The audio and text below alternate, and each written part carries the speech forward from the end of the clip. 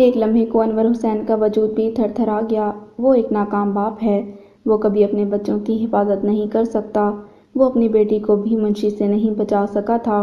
خوف کا فریاد انگڑائی لے کر جاگا اور انور حسین کے حلق میں پنجے گاڑ گیا۔ پورا جسم کپکپا گیا۔ ایک لمحے کی خاموشی ہوئی۔ اسی خاموشی میں انور حسین نے اپنے ہاتھ پر بیٹی کے ہاتھ کا لمس محسوس کیا۔ وہ اس کے کندھے سے لپٹی دونوں ہاتھوں میں اس کا ہاتھ جکڑے اپنے خوف پر قابو پا رہی تھی یا اس کا خوف کم کر رہی تھی۔ یہ کیا ہوا ابو جی؟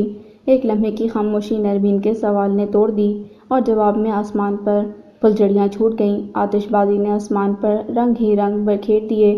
تیز روشنی میں آسمان بقع نور ہوا اور اصلی ستارے چھپ گئے۔ دونوں برابر بیٹھے مبہوت سے منظر دیکھنے لگے، پھر ایک دوسرے کو دیکھا اور کھلکھلا کر ہنس پڑے۔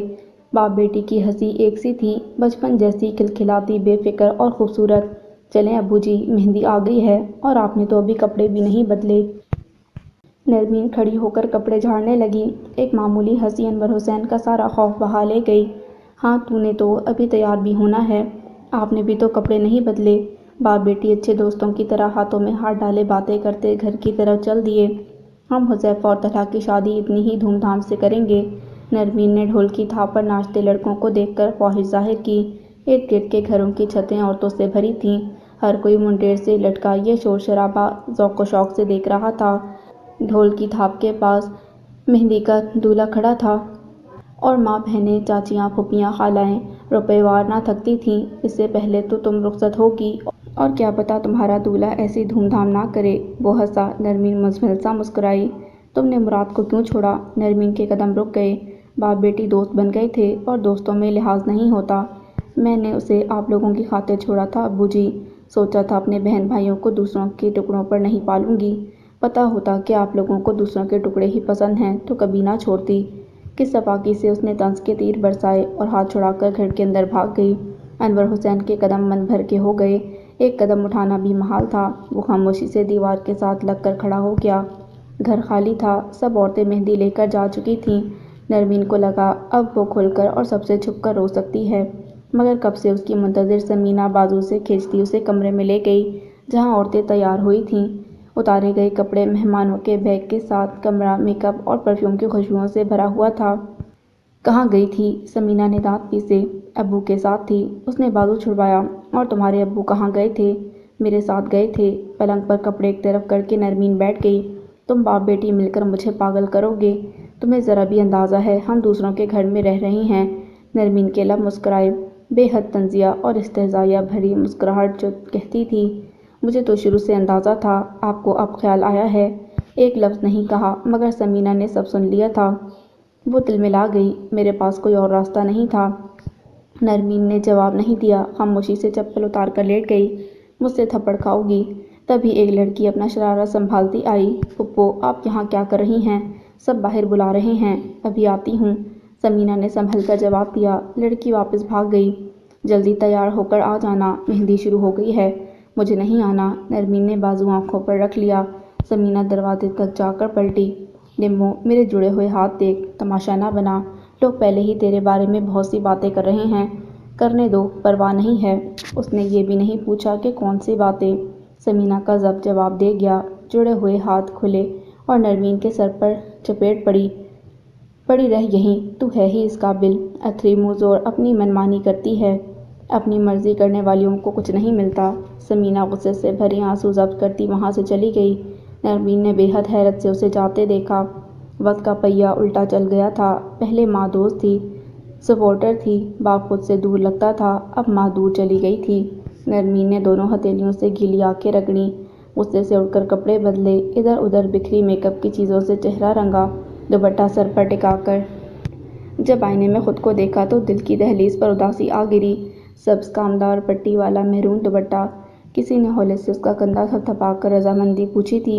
نرمین نے بے اختیار اپنے کندھے پر ہاتھ رکھا۔ نمو آپا آ جائیں، بہت مزہ آ رہا ہے۔ فضا بھاگتی ہوئی آئی اور اس کا ہاتھ پکڑ کر کھینچ لیا۔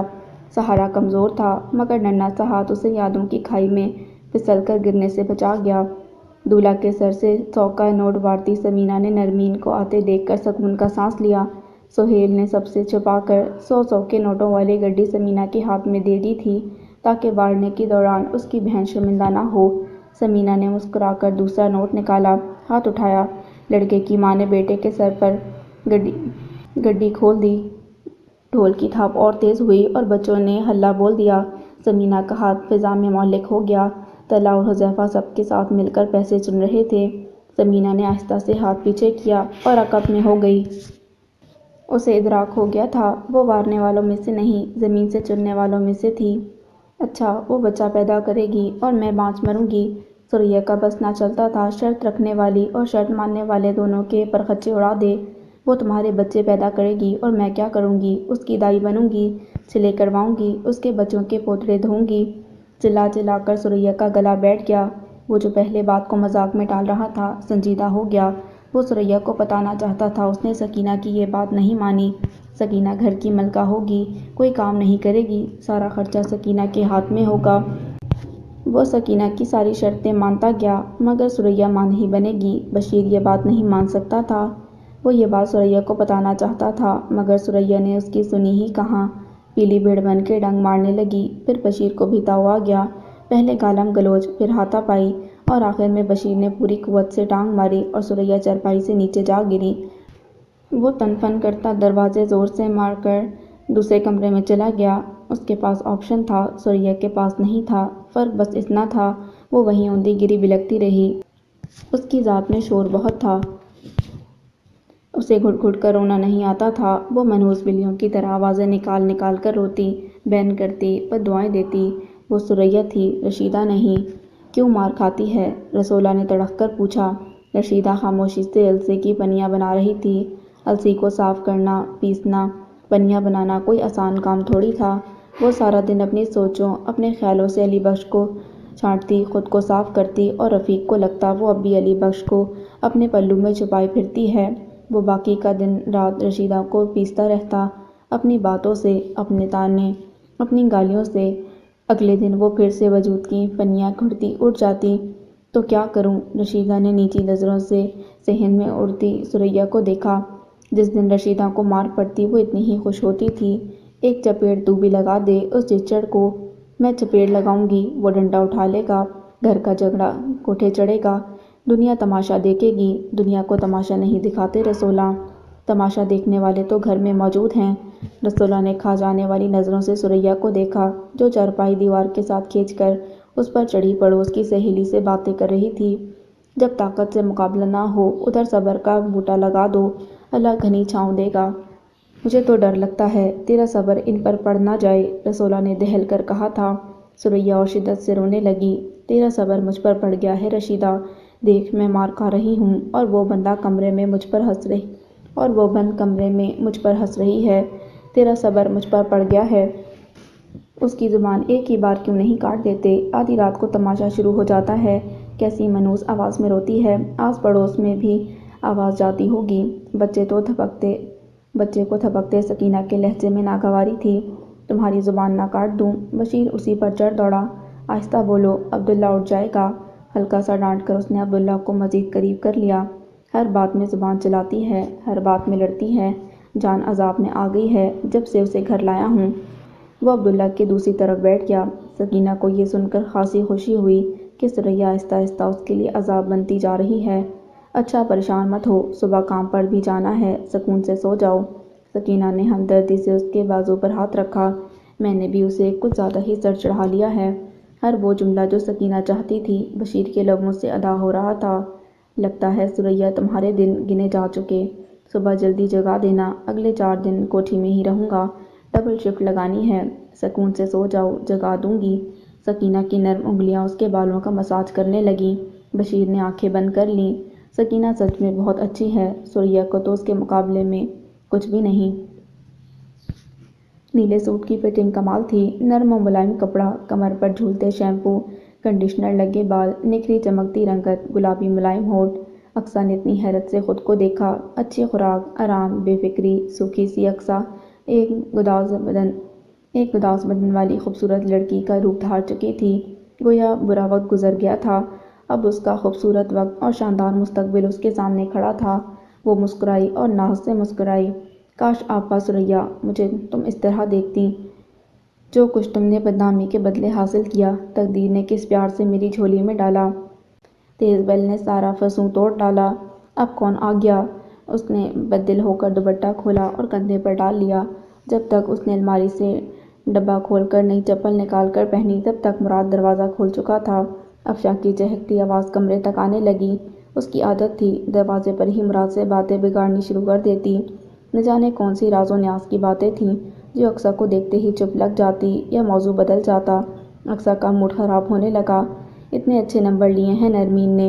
مجھے تو اپنے رزلٹ سے زیادہ اس کے رزلٹ کی خوشی ہے۔ مراد بھائی، اس نے کتنے تھوڑے سے دن محنت کی تھی۔ مٹھائی کی پلیٹ افشاں کے ہاتھ میں تھی۔ وہ دروازے میں مراد کے مقابل کھڑی تھی۔ اس نے اپنا رزلٹ دیکھ لیا ہوگا نا؟ یہ تو ممکن ہی نہ تھا کہ وہ آمنے سامنے کھڑے ہوں اور نرمین کی بات نہ ہو۔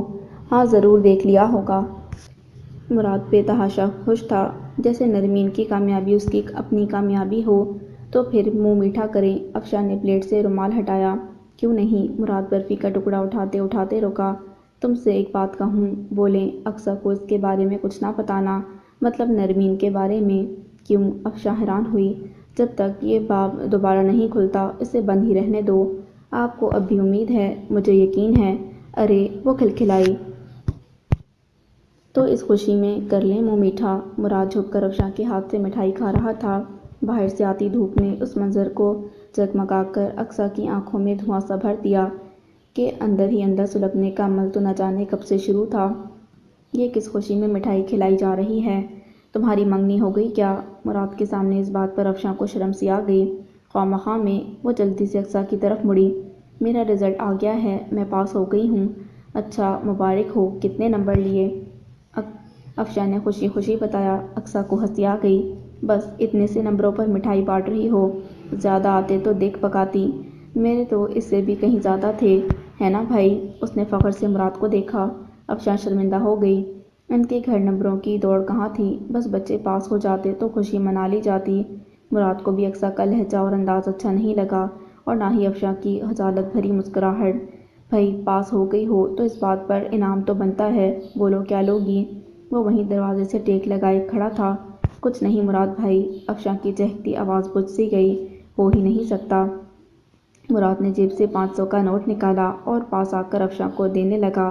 اقصیٰ تلملا گئی مگر بظاہر ہنس کر بولی، رکھ لو، نمبر اچھے آتے تو 1000 کا نوٹ ملتا۔ مراد نے ہاتھ پکڑ کر نوٹ افشاں کی ہتھیلی پر رکھ کر مٹھی بند کر کے دوسرے ہاتھ سے ایک برادرانہ شفقت سے اس کا سر تھپتھپایا۔ جانتی ہو نا میرا اور تمہارا کیا تعلق بن گیا ہے؟ افشاں نے نظریں اٹھا کر مراد کو دیکھا اور اقصیٰ نے دونوں کو۔ بتا رہی ہوں مراد بھائی، اس شادی میں آپ کی طرف سے شریک ہوں گی، بہن بن کر سارے نیک لوں گی۔ وہ پلکیں جھپکاتی تیزی سے وہاں سے چلی گئی۔ مراد بھائی، یہ کس تعلق کی بات ہو رہی تھی؟ اقصیٰ کا انداز بہت عجیب تھا۔ کتنی بے وقوف ہو اقصیٰ، کوئی اس طرح سے کسی کے منہ پر کہتا ہے۔ افشاں کو کتنا برا لگا ہے؟ اس سے زیادہ تو لگتا ہے آپ کو برا لگا ہے۔ مارے غصے اور دکھ سے اس کی آنکھیں بھر آئیں۔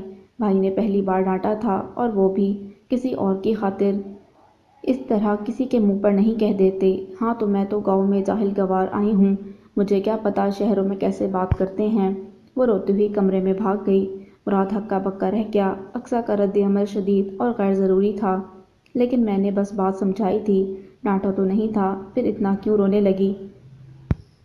قسم لے لیں خالہ، ایسی بد دماغ سی لڑکی ہے، بات تک نہیں کرنی آتی، کیسے منہ پھاڑ کر کہہ دیا اتنے سے نمبروں پر مٹھائی بانٹنے آ گئیں۔ نمبر کم ہیں تو کیا ہوا، پاس تو ہو گئی نا؟ ختیجہ نے افشاں کو مسکرا کر دیکھا جو کب سے فریج کے پاس کھڑی دل گرفتگی سے بولے جا رہی تھی۔ ختیجہ فاروق کے لیے چائے بنا رہی تھی جو ایک طرف بیٹھا بریانی کھا رہا تھا۔ افشاں کی لائی ہوئی مٹھائی بھی اس کے سامنے میز پر رکھی تھی۔ ٹھیک تو کہتی ہے۔ کیا فاروق، تم بھی یہی کہو گے؟ خدا کی قسم مراد بھائی کا خیال نہ ہو تو اسے منہ بھی نہ لگاؤں۔ وہ کون سا تمہارا رشتہ دار لگتا ہے جو اس کا خیال کرتی ہو؟ فاروق نے بیزاری سے کہتے پانی کا گلاس اٹھایا۔ سہیلی کا منگیتر تو ہے نا؟ نہ وہ منگنی رہی اور نہ تمہاری سہیلی۔ فاروق نے گھونٹ بھر کر گلاس پٹخا۔ جی نہیں، کوئی منگنی ختم نہیں ہوئی، مراد بھائی اب بھی اس کا انتظار کر رہے ہیں۔ افشاں نے تنک کر کہا۔ کرتے ہی رہیں گے، فاروق بدبدایا۔ نرمین کا رزلٹ کیسا رہا؟ ختیجہ نے بات بدلی۔ بہت اچھے نمبر لیے ہیں، کاش وہ یہاں ہوتی تو ہم تینوں کالج میں داخلہ لیتیں، افشاں نے جوش میں بتایا۔ تینوں کون؟ ختیجہ چائے چھاننے لگی۔ میں، نرمین اور اقصیٰ۔ وہ کالج میں داخلہ کیوں لے گی؟ اس نے تو وہاں بھی جا کر ریڈی لگا لی ہوگی۔ فرق اٹھا اور تلخی سے کہہ کر اپنا کپ اٹھا لیا۔ خدیجہ نے بغور بیٹے کو دیکھا جو کچن سے نکل رہا تھا۔ یہ کتنا عجیب سا ہو گیا۔ افشاں کو بھی اس کے انداز بدلے بدلے لگ رہے تھے۔ اپنی امی کو مبارکباد دینا، آگے داخلہ تو لوگی نا؟ ہاں ہاں ضرور لوں گی۔ اچھی بات ہے۔ انہوں نے افشاں کا کپ اس کے سامنے رکھا۔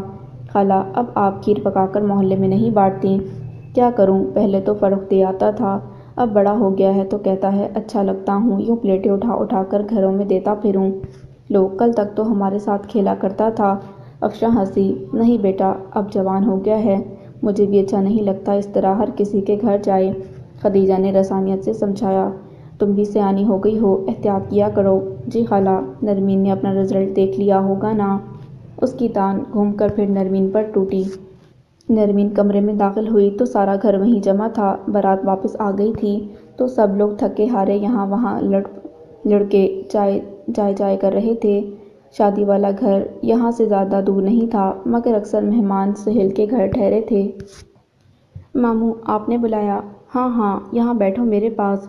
کیوں سب سے الگ تھلگ رہتی ہو بچے، لگتا ہے ابھی تک دل نہیں لگا۔ انہوں نے بے حد شفقت سے اپنے پاس جگہ بنائی۔ کبھی اتنے دن اپنے گھر سے دور نہیں رہی ماموں۔ نرمین بیٹھنے کے لیے آگے بڑھی کہ پیالیوں سے بھری ٹرے لے کر آتی نازیہ باجی نے روک لیا۔ نمو یہ ذرا چائے تو اٹھا اٹھا کر سب کو دینا۔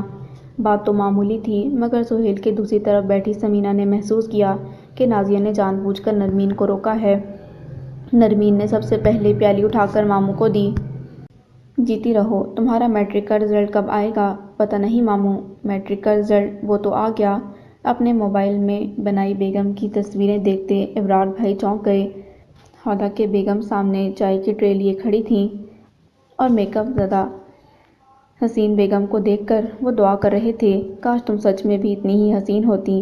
کیا کہہ رہے ہیں؟ نازیہ نے تنک کر پوچھا۔ ابرار گڑبڑا گئے۔ یا اللہ، بیگمات سوچے پڑھنے پر بھی قادر ہوتی ہیں۔ میں تو کہہ رہا تھا تم میک اپ کے بغیر بھی خوبصورت لگتی ہو۔ بیگم جو شرمائی، باقیوں کے کہکے بے ساختہ تھے۔ بزرگوں کی فہمائشی نظروں نے دل کھول کر گھورا۔ ساہیوال بورڈ کے رزلٹ کی بات ہو رہی ہے۔ نازیہ نے شرمندگی اور شرم سے سرخ ہوتے ہوئے شوہر کو ٹوک کر ان کے حواس بحال کیے۔ ہاں وہ تو آج ہی آیا ہے۔ نمو اپنا نمبر دو۔ میرے پاس تو موبائل نہیں ہے۔ نرمین ان سے زیادہ گڑبڑا گئی۔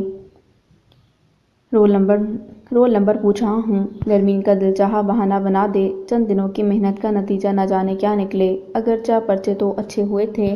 اسے چپ دیکھ کر سمینا نے جلدی سے نمبر بتایا۔ ابرار بھائی نے نیٹ آن کر کے رزلٹ دیکھا۔ نرمین کا دل اس کی کنپٹیوں میں دھڑکنے لگا۔ ابرار نے سنجیدگی سے سر اٹھا کر نمو کو دیکھا۔ نمو تو فیل ہو گئی۔ سب کے سب ایک لمحے کو چپ کر گئے۔ شرمندگی سے نرمین کا برا حال ہو گیا۔ کاش زمین پھٹتی اور وہ اس میں سما جاتی۔ تبھی ایک ہاتھ اس کے سر پر آ رکا۔ میری نمو فیل نہیں ہو سکتی، یہ بہت بہادر ہے، بہت لائق ہے۔ نرمین کی آنکھوں میں آنسو آ گئے۔ امتحان بہادری سے نہیں محنت سے پاس ہوتے ہیں۔ سعدیہ بھابھی نے اپنے حصے کا کپ اٹھایا۔ انہیں ویسے ہی نرمین ایک آنکھ نہ بھاتی تھی۔ کوئی بات نہیں، اگلی بار زیادہ محنت کرنا۔ مامی نے تسلی دی تو ابرار بھائی کہکا لگا کر ہنس دیے۔ بہت اچھے نمبر لیے ہیں پگلی، تم پاس ہو گئی ہو۔ نرمین چیخ مار کر اپنے عقب میں کھڑے باپ سے لپٹ گئی۔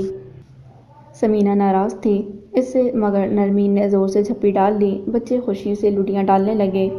ارے بھئی خالی چائے، اب تو مٹھائی ہونی چاہیے۔ ماموں نے 1000 کا نوٹ تھمایا اور پاس بٹھا لیا۔ میں تمہیں بتا رہا ہوں سمینا، تمہاری یہ بیٹی سب سے الگ ہے۔ الگ لوگ بہت دکھ اٹھاتے ہیں بھیا، سمینا آہستگی سے گویا ہوئی۔ دکھ ہی تو انسان کو کندن بناتے ہیں اور جب انسان کندن بن جائے تو اس کے حصے کی خوشیاں کوئی نہیں روک سکتا۔ سہیل نے تعریف کی تھی۔ انور حسین کی آنکھوں میں فخر سا در آیا۔ وہ بیٹا نہیں بیٹی تھی مگر انور حسین اس پر فخر کر سکتا تھا۔ ہماری آپی بہت بہادر اور محنتی ہیں۔ طلحہ نے عقب سے نرمین کے گلے میں بازو ڈال دیے۔ جب ہم بھوکے رہتے تھے تو آپی ہمارے لیے۔ اب کیا ارادہ ہے بچے؟ ماموں نے بات کاٹ کر بات بدل دی تھی۔ میں نے کالج میں داخلہ لینا تھا ماموں۔ نرمین نے طلحہ کو بازو کے گھیرے میں لیتے ہوئے ماں کو شوقی نظروں سے دیکھا۔ سمینا نظریں چرا گئی۔ فکر نہ کرو میں پتہ کرتا ہوں کالج میں کب داخلے شروع ہو رہے ہیں۔ کچھ لوگوں نے زیادہ توجہ نہیں دی مگر کچھ نے بہت چونک کر سہیل کو دیکھا تھا۔ تمہاری پسند کی بریانی اور دہی بلے لایا ہوں۔ مراد نے چوتھی بار دروازہ کھٹکھٹایا، حالانکہ اس کی سمجھ میں نہیں آیا تھا کہ اقصیٰ کس بات پر اس سے ناراض ہوئی۔ اتنی معمولی سی بات پر کون ناراض ہوتا ہے؟ مگر اقصیٰ کو عادت تھی، وہ اسی طرح معمولی باتوں پر منہ موڑ کر ناراض ہو کر کھیتوں کے کنارے جا کر بیٹھ جاتی اور رشیدہ اسے آوازیں دے دے کر تھک جاتی، پھر ہار کر آتی، اقصیٰ کو بازو سے پکڑ کر چولہے کے پاس بٹھا کر پہلا نوالا اپنے ہاتھ سے کھلاتی۔ مراد کی آواز میں بھی وہی فکر تھی جو رشیدہ کے لہجے میں تھی۔ ٹھیک ہے، پھر میں کام سے جا رہا ہوں، رات کو دیر سے آؤں گا۔ اقصیٰ تیزی سے اٹھی اور دروازے کا لاک کھول دیا۔ مراد وہیں کھڑا تھا۔ اقصیٰ نے منہ پھلا لیا۔ اچھا، بھائی کو نخرے دکھائے جا رہے ہیں۔ وہ ہنسا۔ اقصیٰ جا کر پلنگ کے کنارے بیٹھ گئی۔ غصہ کس بات پر ہے؟ آپ اس لڑکی کو مجھ سے زیادہ اہمیت دیتے ہیں۔ کس لڑکی کو؟ افشاں کو۔ ہو ہی نہیں سکتا۔ جو میرے دل میں تمہارے لیے محبت ہے وہ کسی اور کے لیے کیسے ہو سکتی ہے؟ اقصیٰ صاف صاف پوچھنا چاہتی تھی کہ اس کا افشاں کے ساتھ چکر چل رہا ہے، مگر لحاظ مانے تھا، کھل کر نہیں پوچھ سکتی تھی۔ آپ میرے بھائی ہیں، آپ کو میرا ساتھ دینا چاہیے تھا۔ آپ نے اس کی خاطر مجھے ہی ڈانٹ دیا۔ میں نے کب ڈانٹا؟ صرف سمجھایا تھا۔ اتنی آؤٹ اسپوکن مت ہو جاؤ کہ اس سے کسی کا دل دکھے، کیونکہ جب ہماری وجہ سے کسی کا دل دکھتا ہے تو ہماری خوشیاں روٹھنے لگتی ہیں۔ مراد نے تحمل سے سمجھایا۔ بھائی، آپ بالکل اماں جیسی باتیں کرتے ہو۔ اقصیٰ جھنجھلا گئی۔ مجھے اماں کی باتیں یاد نہیں ہیں یا بہت کم یاد آتی ہیں، لیکن میں ابا کا کہا ایک لفظ نہیں بھولا۔ مجھے ابا حرف حرف یاد ہے۔ وہ کھوسا گیا۔ ان دونوں کی باتیں اچھوتی تھیں۔ اقصیٰ کا لہجہ تیز تھا۔ مراد نے چونک کر دیکھا۔ ایک حرف نہیں پڑھا مگر کتابی باتیں کرتے تھے۔ یہ دنیا اس کی ہے جو آگے بڑھ کر اسے لے لے۔ صبر، تحمل، برداشت سے کچھ نہیں ملتا، بس ترستے رہو اور مر جاؤ۔ اقصیٰ کے لہجے میں بلا کی تلخی تھی۔ مراد پریشان سا ہو گیا۔ یہ کس کو اپنا رول ماڈل بنا لیا ہے؟ اقصیٰ یہ نہیں بتا سکتی تھی کہ اس کے ناپختہ ذہن نے ثریا اور رشیدہ کی زندگی کا موازنہ اپنی سوچ سمجھ کے مطابق کیا تھا۔ رشیدہ جو ساری عمر شوہر کی مار کھانے اور مشقت کے بعد قبر میں پڑی تھی، اور ثریا، اس نے تصور میں کئی بار ثریا کو اپنے محبت کرنے والے شوہر کے ساتھ ٹائلوں والے خوبصورت گھر میں راج کرتے دیکھا تھا۔ بات کسی اور طرف نکل گئی، اسی لیے مراد نے پلٹ دی۔ آؤ کھانا کھا لیں، اندر سے دروازہ اچھی طرح بند کر لینا، شاید تھوڑی دیر ہو جائے۔ مراد کھڑا ہو گیا۔ اقصیٰ کے منہ سے ہی صحیح، لیکن وہ اپنے ماں باپ کے خلاف ایک حرف نہیں سن سکتا تھا۔ بھائی، مجھے ایک موبائل لے دیں۔ اس کی کیا ضرورت پڑ گئی؟ گھر میں اکیلی رہتی ہوں، کوئی ضرورت پڑ جائے تو آپ کو کال کیسے کروں گی؟ آپ نے مالک مکان کے گھر جانے سے بھی منع کیا ہے۔ یہ بھی ہے۔ مراد کو نرمین والا موبائل یاد آیا، مگر نہیں، وہ اسی کا ہے، میں بندوبست کرتا ہوں۔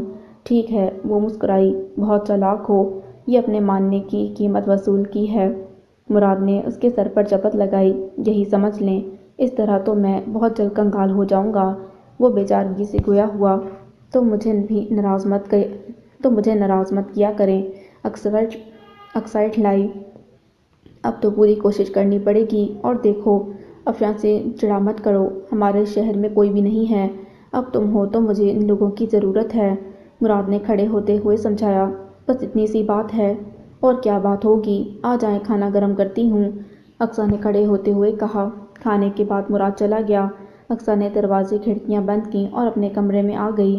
مراد کو اس کی فکر رہتی تھی کہ وہ گھر میں تنہا ہے، مگر اقصیٰ کو ڈر نہیں لگتا تھا۔ یہ تنہائی اسے بہت کم ڈراؤنی تھی جو اس نے کھیتوں کے کنارے گیدڑوں کی آوازیں سنتے بھوگی تھی۔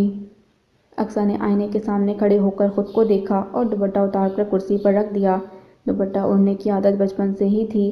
اماں اسے کبھی سر ننگا رکھنے نہیں دیتی تھیں، رفیق کے سامنے بھی نہیں، اسی لیے وہ مراد کے سامنے اوڑھ کر رکھتی۔ مراد نے ایک بار سراہا تھا، اسے اقصیٰ کی یہ عادت اچھی لگتی تھی۔ اقصیٰ نے دراز کھول کر لپسٹک نکالی۔ ساری شاپنگ میں اس نے یہ 2 لپسٹکس بطور خاص لی تھیں۔ اس نے سرخ رنگ کی لپسٹک کو دیکھا اور اپنے گلابی مائل گداز ہونٹوں کو۔ کتنی بار کہا ہے، کنواری لڑکیاں اتنی گوڑی سرخی نہیں لگاتیں، تو کیا تیری عمر میں لگائیں گے؟ یہی تو عمر ہوتی ہے۔ رشیدہ کو عادت تھی ہر وقت ٹوکنے کی، اور ثریا اس کی ٹوکا ٹوکی کو جوتے کی نوک پر رکھتی تھی۔ اقصیٰ کا دل للچاتا مگر رشیدہ کے ڈر سے کبھی ہاتھ نہ لگایا، اور اب نہ رشیدہ تھی نہ اس کی ٹوکا ٹوکی۔ اقصیٰ نے گہری سانس لے کر لپسٹک لگانی شروع کر دی۔ صبر خواہشوں کی موت ہے، تحمل ضیاء کا احساس، برداشت دوسروں کو اجازت دینا کہ آؤ مجھے روند کر رکھ دو، اور اکثر کو ان 3 لفظوں سے نفرت تھی۔ اس کا چہرہ سرخ ہونٹوں کے ساتھ دمکنے لگا تھا۔ کس دقت سے وہ خود کو کمرے سے باہر آنے پر آمادہ کر سکی تھی، ورنہ دل تو جیسے بھڑک بھڑک کر راکھ ہوا جاتا تھا۔ گھر، شوہر، بچہ اور عورت کی طرح وہ بھی تو یہی خواب لے کر یہاں آئی تھی، خواب جو کرچی کرچی ہو کر اسے لہو لہان کر رہے تھے۔ کچن یوں اوندا پڑا تھا جیسے 2 افراد نے نہیں پورے گھر نے ناشتہ کیا ہو اور کھانے کی کوئی ایک چیز نہ تھی۔ بریڈ، سالن، آٹا، کچھ بھی نہیں۔ دوپہر ہو رہی تھی اور سکینہ تسلی اور اطمینان سے برآمدے میں سجی سنوری بیٹھی موبائل پر ڈرامہ دیکھ رہی تھی۔ میں مر گئی تھی تو کچھ بنا ہی لیتی۔ ثریا کچن سے نکلی۔ بشیر نے آنا نہیں تھا، میں نے اور عبداللہ نے کھا لیا ہے، اور کس کے لیے بناتی؟ وہ بغیر متوجہ ہوئے بولی، اور جو میں تمہارے ٹھوسنے کے لیے پکاتی رہی ہوں وہ… ثریا کو غصہ آیا۔ میرے لیے نہیں، بشیر کے لیے پکاتی تھیں، اب اپنے لیے بھی کچھ بنا لو۔ کچھ چھوڑا ہو تو بناؤ، پیسے دو۔ پیسوں کا کیا کرو گی؟ سکینہ نے چونک کر موبائل سے نظریں ہٹائیں۔ زہر منگواؤں گی۔ پیسے ضائع کرنے کا فائدہ؟ وہ تو بشیر تمہیں خود ہی دے دے گا۔ سکینہ ہنسنے لگی۔ کہہ رہا تھا خواہ مخواہ چڑیل گلے ڈال لی ہے۔ سکینہ چیخاسی تمہارے ساتھ زندگی گزر رہی تھی تو ٹھیک ہے، سنبھال اپنا گھر، گھر تمہارا، شوہر اور بچہ تمہارا۔ ثریا غصے میں بڑبڑاتی دروازے تک گئی اور کھول کر باہر جھانکنے لگی۔ ماجد کچھ گاہکوں کو بھگتا رہا تھا۔ ثریا کو دیکھ کر جلدی جلدی نمٹا کر بھاگا۔ سلام بھابھی، کچھ چاہیے؟ ڈبل روٹی اور 2 انڈے دے دو۔ بھابھی نمبر 1 نے بے حد حیرت سے اس منظر کو دیکھا۔ پیسے کون دے گا؟ تیرا خصم دے گا۔ سکینہ کے سوال پر ثریا نے تڑپ کر جواب دیا اور ساتھ ہی ماجد سے کہا، کھاتا کھول لو، ابھی لایا۔ وہ منٹوں میں ڈبل روٹی اور انڈے دے گیا۔ سکینہ نے حیرت سے شاپر کو دیکھا۔ ثریا نے بسکٹ نہیں کہے تھے، مگر شاپر میں 2 بسکٹ کے پیکٹ بھی تھے جس کا حساب کسی کھاتے میں نہیں لکھا جانا تھا۔ یہ کیا چل رہا ہے؟ سکینہ متحیر تھی۔ ثریا نے ناشتہ بنایا اور ٹرے کمرے میں لے گئی۔ سکینہ کی آنکھیں چمکنے لگیں، اسے کچھ بھی کرنے کی ضرورت نہیں تھی۔ ثریا نے خود اپنے لیے گڑھے کھودنا شروع کر دیے تھے، بس اب اسے خاموشی کے ساتھ بیٹھ کر ثریا کی واپسی کے دن گننے تھے۔ بقائن کی پتیوں نے جھڑ جھڑ کر صحن میں ہوا کے سنگ ککلی کھیلنا شروع کر دی تھی۔ خزاں کی خوشگوار اور سرد ہوا درختوں پر جھومتی نئے موسموں کا سندیسہ سناتی تو درخت بخوشی اپنا پیرہن بدلنے کو تیار ہو جاتے۔ دیکھنے والوں کے جذبات اور احساسات پر اداسی کی دھن چھا جاتی، مگر نئے موسموں کو خوش آمدید کہنے کے لیے پرانے موسموں کو خدا حافظ کہنا پڑتا ہے، انہیں وداع کرنا پڑتا ہے۔ انہی خزاں رسیدہ پتوں پر وہ چاروں ہاتھوں میں ہاتھ ڈالے اونچی تانوں میں نظم پڑھتے گول گول گھومتے کھیل رہے تھے۔ بادل گرجے، بادل گرجے، سنتے کیا ہو، تم بھیگے ہم بھیگے، سب بھیگے۔ وہ ایک دم ہاتھ چھوڑ کر نیچے بیٹھ جاتے، جو لیٹ ہو جاتا اس کی پٹائی لگتی۔ باپ کے پاؤں دباتی نرمین نے چپکے سے ماں کو دیکھا۔ وہ خاموشی سے ایک طرف بیٹھی چھوہارے کاٹ رہی تھی جو کھیر میں ڈالنے تھے۔ آج نئے دولہا دلہن کی دعوت تھی، شادی تو ختم ہو گئی، اب گھر چلیں۔ بہت دیر سے لفظوں کو تولتی نرمین نے کہہ ڈالا۔ انور حسین نے چونک کر نرمین پھر سمینہ کو دیکھا۔ گھر کا خیال دل سے نکال دو، میرا بھائی بہت مان سے یہاں لے کر آیا تھا، دیکھا نہیں سب کتنی قدر کرتے ہیں، کتنا خیال رکھتے ہیں، بھتیجے ان کی بیویاں سر آنکھوں پر بٹھاتے ہیں۔ اب واپسی ناممکن ہے، بھائی نے کہا ہے وہ یہیں بچوں کے داخلے کا بندوبست کر دیں گے، سمینہ نے حتمی انداز میں کہا۔ ماموں نے ابھی تک گھر میں کسی کو نہیں بتایا کہ ہم یہاں مستقل رہنے آئے ہیں۔ نرمین کا لہجہ تیز تھا۔ پتہ کر لیں امی، کہیں ارادہ تو نہیں بدل گیا؟ میں نے منع کیا تھا، کچھ دن رک کر دیکھ لیں تمہارے ابو کی حالت، اور دیکھ لیں بچوں کا دل لگتا ہے کہ نہیں، اور دیکھ لو وہ یہاں بہت خوش ہیں۔ بادل گرجے، بادل گرجے، بس بھی کرو۔ نازیہ جھنجھلا کر کچن سے نکلی۔ گھنٹے بھر سے دماغ کھایا ہوا ہے، شور کر کر کے تھکتے نہیں ہو؟ بچے ایک دم چپ کر گئے۔ سمرین فضا اتنی بڑی ہو گئیں، چلو وہ جھاڑو اٹھاؤ اور سارا صحن صاف کر دو، مہمان آنے والے ہیں، اور اگر مہمانوں کے آنے پر تم لوگوں کی آوازیں نکلیں تو دیکھنا میں کیا کرتی ہوں۔ نرمین نے ماں کو دیکھا۔ ٹھیک ہی تو کہہ رہی ہے، صبح سے کام کر کر کے تھک گئی ہے، تمہیں تو توفیق ہی نہیں، کسی کا ہاتھ بٹا دو، میں ہی جا کر دیکھتی ہوں۔ سمینہ جلدی سے اٹھ گئیں۔ ہمارے گھر سے تو ابھی تک شادی ختم نہیں ہوئی، نازیہ بآواز بلند بڑبڑاتی دوبارہ کچن میں گھس گئی۔ نرمین نے دوبارہ باپ کے پاؤں دبانا شروع کر دیے۔ ٹپ ٹپ آنسو اس کے ہاتھوں پر گرنے لگے۔ انور حسین نے آنکھیں بند کر لیں، مگر آنکھوں کے کپکپاتے پپوٹے بتاتے تھے وہ کتنا مضطرب ہے۔ اتنا غصہ کیوں کر رہی ہو؟ پیڑے بناتی سعدیہ نے اندر آتی نازیہ سے پوچھا۔ وہ روٹی پکانے کی تیاری کر رہی تھی، کھیر ٹھنڈی کرنے کو فریج میں رکھ دی تھی۔ کیا کروں، صبح سے کام کر کر کے مر گئی ہوں، ایک جگہ صاف کرتی ہوں دوسری جگہ گھنٹال جاتے ہیں۔ اس نے سلاد کے لیے سبزیاں نکالنی شروع کر دیں۔ تھوڑے دنوں کی بات ہے، چلے جائیں گے، مجھے تو آثار نہیں لگتے۔ ہائے ایسا تو نہ کہو، میں تو روٹیاں پکا پکا کے مر جاؤں گی۔ سعدیہ دہل گئی۔ تمہیں بھی بڑا شوق ہے، جب پھپھو کہتی ہیں کہ روٹیاں میں پکا دیتی ہوں، بڑے لاڈ سے کہتی ہو نہیں نہیں پھپھو جی میں ہوں نا۔ سمینہ کے قدم دروازے میں ہی ٹھٹک گئے۔ میں تو مہمان سمجھ کر کہتی تھی، مگر تم سے کس نے کہا؟ ابھی تک تو کسی نے نہیں، مگر مجھے آثار دکھائی دیتے ہیں۔ اس دن ابا جی، یعنی سسر سہیل کو وہ ابا جی کہتی تھی، کہہ نہیں رہے تھے میں نرمین کے کالج کا پتہ کرتا ہوں، تم لکھ لینا۔ بیمار شوہر کا بہانہ کر کے پھپھو یہیں ٹک جائیں گی، شوہر بیمار ہے اور نکما بھی۔ ایک نک چڑھی لڑکی اور دوسرے شیطان کے چیلے۔ سمینہ کے پسینے چھوٹ گئے، میٹھے میٹھے لہجوں کے پیچھے کیسا زہر چھپا تھا۔ ہائے اللہ، ایک نہ دو، پورے 7 جی ہیں، ہم تو کنگال ہو جائیں گے۔ بھئی میں نہیں پکا رہی روٹی، پھپھو سے کہتی ہوں خود ہی پکا دیں۔ سعدیہ نے پیڑا پرات میں چھوڑا۔ سمینہ تیزی سے اندر آ گئی۔ سعدیہ بیٹا یہ چھوارے اور بادام کاٹ دیے ہیں۔ دونوں گڑبڑا سی گئیں۔ سمینہ نے پلیٹ رکھی اور واپس مڑ گئی۔ ہائے اللہ، انہوں نے کہیں سن تو نہیں لیا؟ سعدیہ نے پریشانی سے نازیہ کا چہرہ دیکھا۔ مجھے پرواہ نہیں، نازیہ نے لاپرواہی سے سر جھٹکا۔ سمینہ دل گرفتگی سے آ کر باہر چارپائی پر بیٹھ گئی۔ اسے بھائی کے خلوص پر شبہ نہیں تھا، مگر وہ یہ بھول گئی گھر میں اور لوگ بھی تھے، وہ ان کے آنے پر کیسا محسوس کریں گے؟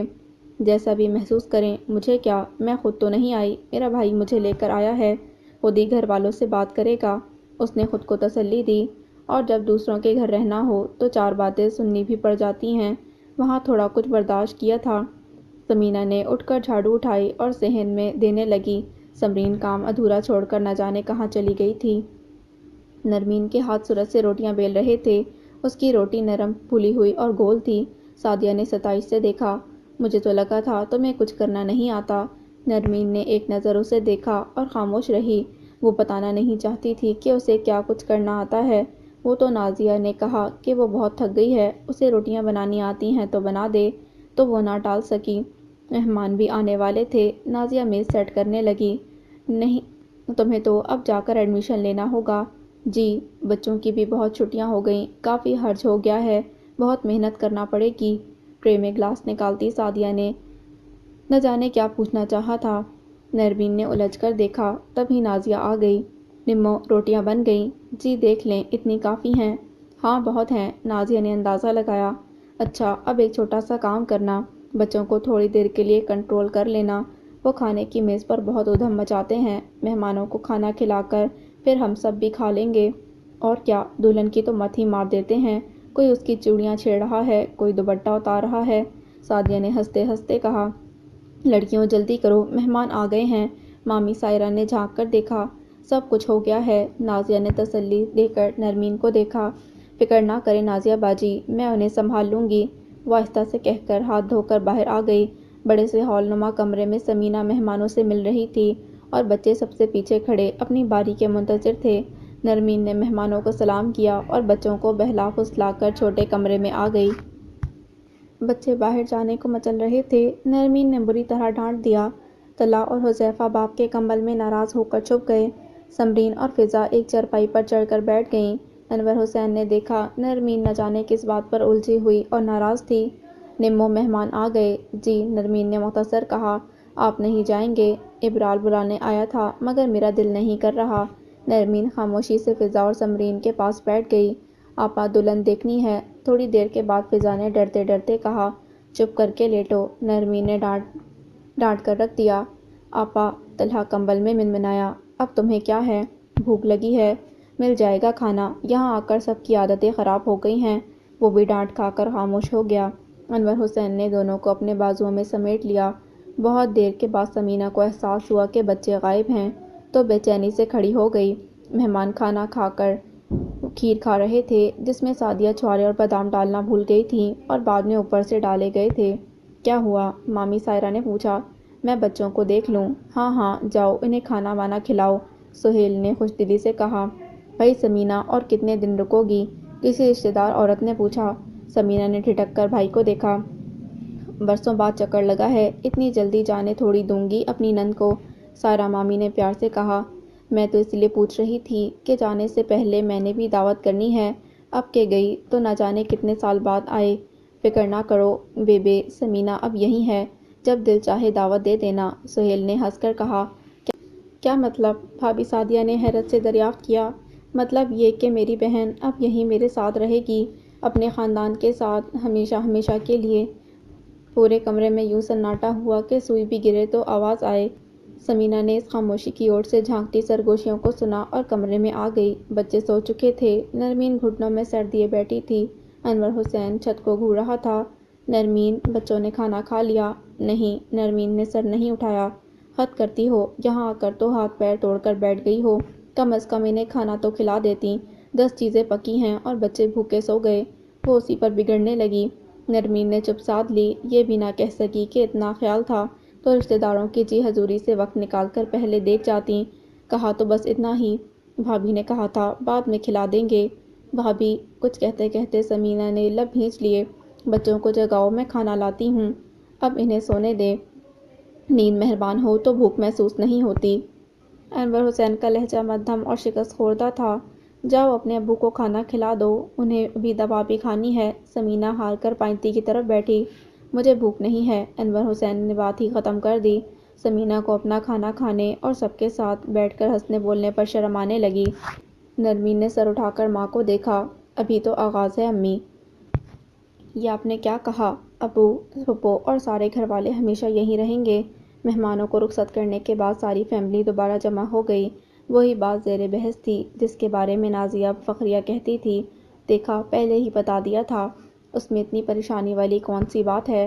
سہیل نے دونوں بیٹوں کو گھورا جو منہ میں اپنی بیویوں کی زبان لے کر بیٹھ گئے تھے۔ سائرہ چپ تھی، پریشان تو وہ بھی تھیں مگر شوہر کے سامنے کچھ کہنے کی ہمت نہ تھی۔ میری مصیبتوں کی ماری بہن کو میری ضرورت ہے تو پیچھے ہٹ جاؤں، ساتھ نہ دوں؟ ساتھ دیں، مگر اس طرح پورا خاندان اٹھا کر یہاں لے آنا کہاں کی عقل مندی ہے؟ کہاں رہیں گے، کھائیں گے کہاں سے؟ بچوں کی تعلیم، لڑکیوں کی شادی، ہم کون سا بہت امیر ہیں، سب کیسے ہوگا؟ ابرار بولتا چلا گیا۔ سب نے تائید میں سر ہلایا۔ پیسہ نہیں، دل ہونا چاہیے، سب ہو جاتا ہے۔ ابو، آج کل پیسے کے بغیر کچھ نہیں ہوتا، اور اب آپ اپنی اولاد کا حق بھانجیوں پر لٹائیں گے؟ چھوٹے کے منہ میں بھی بیوی کا ٹھوکا کھا کر زبان آ گئی۔ فکر نہ کرو، تم لوگوں سے نہیں لوں گا۔ سہیل کو غصہ آ گیا۔ اتنے کمرے تو نہیں ہیں گھر میں، 7 لوگ کہاں ٹھہریں گے؟ سائرہ منمنائی۔ بہت بڑا صحن ہے، ایک کمرہ ادھر ڈال دوں گا، مل ملا کر انور حسین کو دکان ڈال دیں گے، اپنے بچوں کا خرچہ نکال لے گا۔ سہیل نے چٹکیوں میں حل پیش کیا۔ اور اس سب کے لیے پیسہ کہاں سے آئے گا؟ تمہاری جیبوں سے نہیں نکلواؤں گا، وہاں انور حسین کا مکان ہے، وہ بیچ کر سب کر لوں گا۔ یہ خیال بھی سہیل کے دماغ میں بیٹوں کے تیور دیکھ کر ہی آیا تھا، ورنہ ان کا ارادہ اس مکان کو کرائے پر چڑھانے کا تھا۔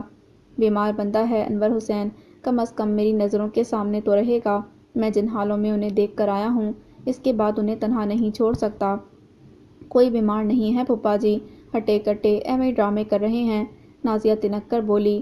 تم لوگوں کے پیٹ میں کیوں مروڑ اٹھ رہے ہیں؟ میرا گھر ہے، میری مرضی، جسے دل چاہے رکھوں، جسے دل چاہے نکال دوں۔ سہیل بھڑک اٹھے۔ رات کی تاریکی میں آوازیں بلند ہونے لگیں، ہر کسی کا اپنا نقطہ نظر تھا، ہر کوئی اپنی جگہ ٹھیک تھا۔ رات ڈھلکتی رہی، ڈوبتی ابھرتی، منمناتی گرجتی، ہر قسم کی آوازیں پردے چاک کرتی رہیں، پردے جو آنکھوں پر تھے، پردے جو دلوں پر تھے۔ اور یہ تو آغاز ہے امی، ہجرت ہر کسی کو راست نہیں آتی۔ اقصیٰ نے خود کو دیکھا، مراد نے سارا سودا اسے لا کر دیا تھا، مگر وہ کسی برانڈ کے لوگو والا سفید شاپر خاموشی سے بیٹھک میں ہی رکھ دیا تھا۔ کیوں؟ اس کے پاس کرنے کو کچھ نہ تھا، تجسس ڈو اور پھر منظر کو اپنے مطلب کے معنی پہنانا۔ شاپر میں بہت خوبصورت برانڈڈ سوٹ تھا، ساتھ میں میچنگ چوڑیاں۔ یہ کس کے لیے؟ وہ ٹھٹک گئی۔ مراد نہا کر نکل رہا تھا، اقصیٰ کچن میں گھس کر سودا سنبھالنے لگی۔ کیا پتہ میرے لیے ہو، کوئی سرپرائز دینا چاہتے ہوں۔ خوش فہمیوں کی ننھی ننھی پنیری لگاتے اس نے کام ختم کیا، مگر وہ اس کے لیے نہیں تھا۔ شوپر غائب تھا۔ وہ منتظر ہی رہی۔ وہ نہیں جانتی تھی تالے والی الماری کے سب سے نیچے والا خانہ انتظار کے لمحوں کو رنگین بنا رہا تھا۔ وہ نرمین کے پاس ہونے کا تحفہ تھا جو اس کے موبائل کے ساتھ رکھ دیا گیا تھا۔ صبح تازہ نکلے مکھن کی تازہ، شفاف اور سفید تھی۔ نماز کے بعد قرآن پاک کی تلاوت کرنے تک سمینہ نے بہت دیر انتظار کیا۔ چائے کے کپ کے ساتھ 2 ابلے انڈے جو انور حسین کے لیے آیا کرتے تھے، اسے دوا کھانی ہوتی تھی، آج غائب تھے۔ بچیاں بھوکی تھیں مگر پارے کا سبق یاد کر رہی تھیں۔ انور حسین لا حول ولا قوۃ الا باللہ کا ورد کر رہا تھا۔ اسے ذہنی اور جسمانی طاقت چاہیے تھی جو ابلے ہوئے انڈوں اور چائے کے کپ میں نہیں تھی۔ یہ طاقت اسے صرف رب پر یقین ہی دلا سکتا تھا۔ نرمین کہیں نہیں تھی اور باہر نکلنے میں آج جھجک مانے تھی۔ سمینہ نے خواہ اٹھ کر سوئے ہوئے طلحہ اور حذیفہ پر کمبل ٹھیک کیا اور باہر نکل آئی۔ کھلے صحن کے آخر میں بنے کمرے میں چھوٹے بڑے پتیلے، پتیلیوں اور جھوٹے برتنوں کا ڈھیر تھا۔ نرمین خاموشی سے انہیں دھو رہی تھی۔ اس نے اپنی حیثیت کا تعین کر لیا تھا۔ جب یہاں رہنا تھا تو کھانا پینا حلال تو کرنا تھا۔ اس نے سر اٹھا کر ماں کو دیکھا۔ سمینہ نظریں چرا کر بھائی کے کمرے میں آ گئی۔ سائرہ کمبل میں گھسی گویا وائبریشن پر لگی تھی۔ رات بھر کی بحث کے بعد کپ کپی کا بخار ہو گیا تھا۔ وہ سچ میں پریشان تھی۔ ایک طرف بیٹے بہوئیں، دوسری طرف شوہر۔ انہیں نن سے کوئی پرخاش نہ تھی، مگر اس طرح یہاں رکھنا گویا اپنے گھر کا سکون برباد کرنا تھا۔ صبح سے کسی نے کمرے میں جھانکا تک نہیں، بندہ چائے کا کپ ہی بنا کر دے دے۔ وہ اپنی بہوؤں کو کوس رہی تھیں جن کے کمروں کے دروازے ابھی تک بند تھے۔ شرمندہ سمینہ ہو گئی۔ بھابھی میں ابھی لاتی ہوں۔ اللہ تمہارا بھلا کرے، بچوں کو بھی ناشتہ کروا دو۔ سمینہ کچن میں آ گئی، چائے کی دیگچی چڑھائی، سائرہ کے لیے ابلے انڈے ابالے، بچوں کو اور انور کو رات کے بچے چاول گرم کر کے چائے کے ساتھ دے دیے۔ ناشتے کے بعد ماں بیٹی نے اسی خاموشی سے گھر سمیٹا اور صفائی شروع کر دی۔ نہ جانے حالات انسان کی حیثیت کا تعین کرتے ہیں یا انسان خود۔ نرمین نے ہتھیار ڈال دیے تھے۔ وہ حالات سے لڑ سکتی تھی مگر ماں باپ سے نہیں۔ سفید لشکاریں مارتی ویگن دروازے کے سامنے کھڑی تھی۔ آس پڑوس کی عورتیں جھانک جھانک کر دیکھ رہی تھیں۔ مراد نے اسے لے کر پہلی سیٹ پر بٹھایا۔ بہت بہت مبارک ہو بھائی، دیکھا میں کتنی خوش قسمت ثابت ہوئی ہوں۔ یہ تو ہے، آج میرا دیرینہ خواب پورا ہوا ہے۔ خوشی سے نہال مراد نے خواہ ہارن بجایا۔ سارے پیسے دے دیے؟ نہیں، کچھ قسطوں میں دوں گا۔ رکشہ بیچ دو، اقصیٰ نے مشورہ دیا۔ نہیں، مراد نے تیزی سے انکار کیا۔ اب اسے رکھ کر کیا کرو گے؟ نہیں، کچھ قسطوں میں دوں گا۔ رکشہ بیچ دو، اقصیٰ نے مشورہ دیا۔ نہیں، مراد نے تیزی سے انکار کیا۔ اب اسے رکھ کر کیا کرو گے؟ اقصیٰ نے حیرت سے اسے دیکھا۔ میرے پاس کسی کی امانت ہے۔ وہ مبہم سا مسکرایا۔ کس کی؟ دور گئے مسافر کی، لیکن مجھے یقین ہے میری دعائیں اسے واپس لے آئیں گی۔ اقصیٰ الجھ کر دیکھنے لگی۔ اب باتیں ہی کرتی رہو گی، چلو اماں ابا کی قبر سے ہو کر آتے ہیں۔ میں نہیں جا رہی، اقصیٰ نے رکھائی سے انکار کیا۔ تمہیں وہ یاد نہیں آتے؟ انہیں یاد کرنے کے لیے قبر پر جانا ضروری تھوڑی ہے۔ میں تو جاؤں گا، تمہیں ایک چکر لگوا کر گھر چھوڑ دیتا ہوں، یا پھر افشاں کی طرف چلی جاؤ۔ نہیں، گھر ہی ٹھیک ہے، جیسے تمہاری مرضی۔ مجھے لگتا ہے تمہاری افشاں سے دوستی نہیں ہو سکی۔ مراد نے بسم اللہ پڑھ کر ویگن سٹارٹ کی۔ مجھے سہیلیاں بنانی نہیں آتی اور نہ میری کوئی سہیلی تھی۔ کالج جا کر ضرور بنانا ورنہ مشکل ہوگی۔ وہ دانستہ اس گلی کا موڑ مڑا تھا، عادتاً ہارن پر ہاتھ رکھا تھا مگر پاؤں بریک پر چل گیا۔ خاموش ویران گھر کا دروازہ کھلا تھا اور وہاں کچھ لوگ کھڑے تھے۔ کیا ہوا بھائی؟ میں ابھی آتا ہوں۔ وہ دروازہ کھول کر تیزی سے باہر نکلا۔ اف، افشاں کو دیکھے بغیر تو بھائی کا بھی کوئی کام نہیں ہوتا۔ اقصیٰ غصے سے بڑبڑائی۔ گھر میں افشاں کے والد کسی کے ساتھ کھڑے تھے۔ چاچا یہ کیا ہو رہا ہے؟ مکان بیچنا ہے انور حسین نے تو پراپرٹی ڈیلر دیکھنے آیا ہے۔ مراد کا دل سینے میں دھڑکنا بھول گیا۔ ساکت ہوئے مراد نے دونوں ہاتھ اٹھا کر ماتھے سے پسینہ صاف کیا۔ تو کیا آخری امید بھی دم توڑنے کو تھی؟ مراد نے بے چینی سے ان اجنبی چہروں کو دیکھا جو گھر کا جائزہ لے رہے تھے۔ گھر بکنے کا مطلب اب واپسی نہیں ہے، پرندے کوچ کر گئے، اب لوٹ کر نہیں آئیں گے۔ گھر کی حالت بہت خراب ہے، قیمت تو زمین کی لگے گی، باقی تو ملبہ ہے ملبہ۔ بھاؤ تاؤ شروع تھا۔ مراد نے ادھر ادھر دیکھا، وہاں آوازیں تھیں، یادیں تھیں، اولین محبت کی خوشبو تھی۔ دہلیز سے لپٹا مراد کا انتظار تھا۔ ملبہ نہیں ہے یہ، وہ بڑبڑایا، پھر جمع کسا ہوا۔ ذہن بیدار ہوا۔ ایک آخری کوشش، چاچا مجھے نمبر مل سکتا ہے؟ کیوں، گھر خریدنا ہے؟ نمبر دے دیں پلیز، بات کرنی ہے۔ مراد نے تھوک نگلا۔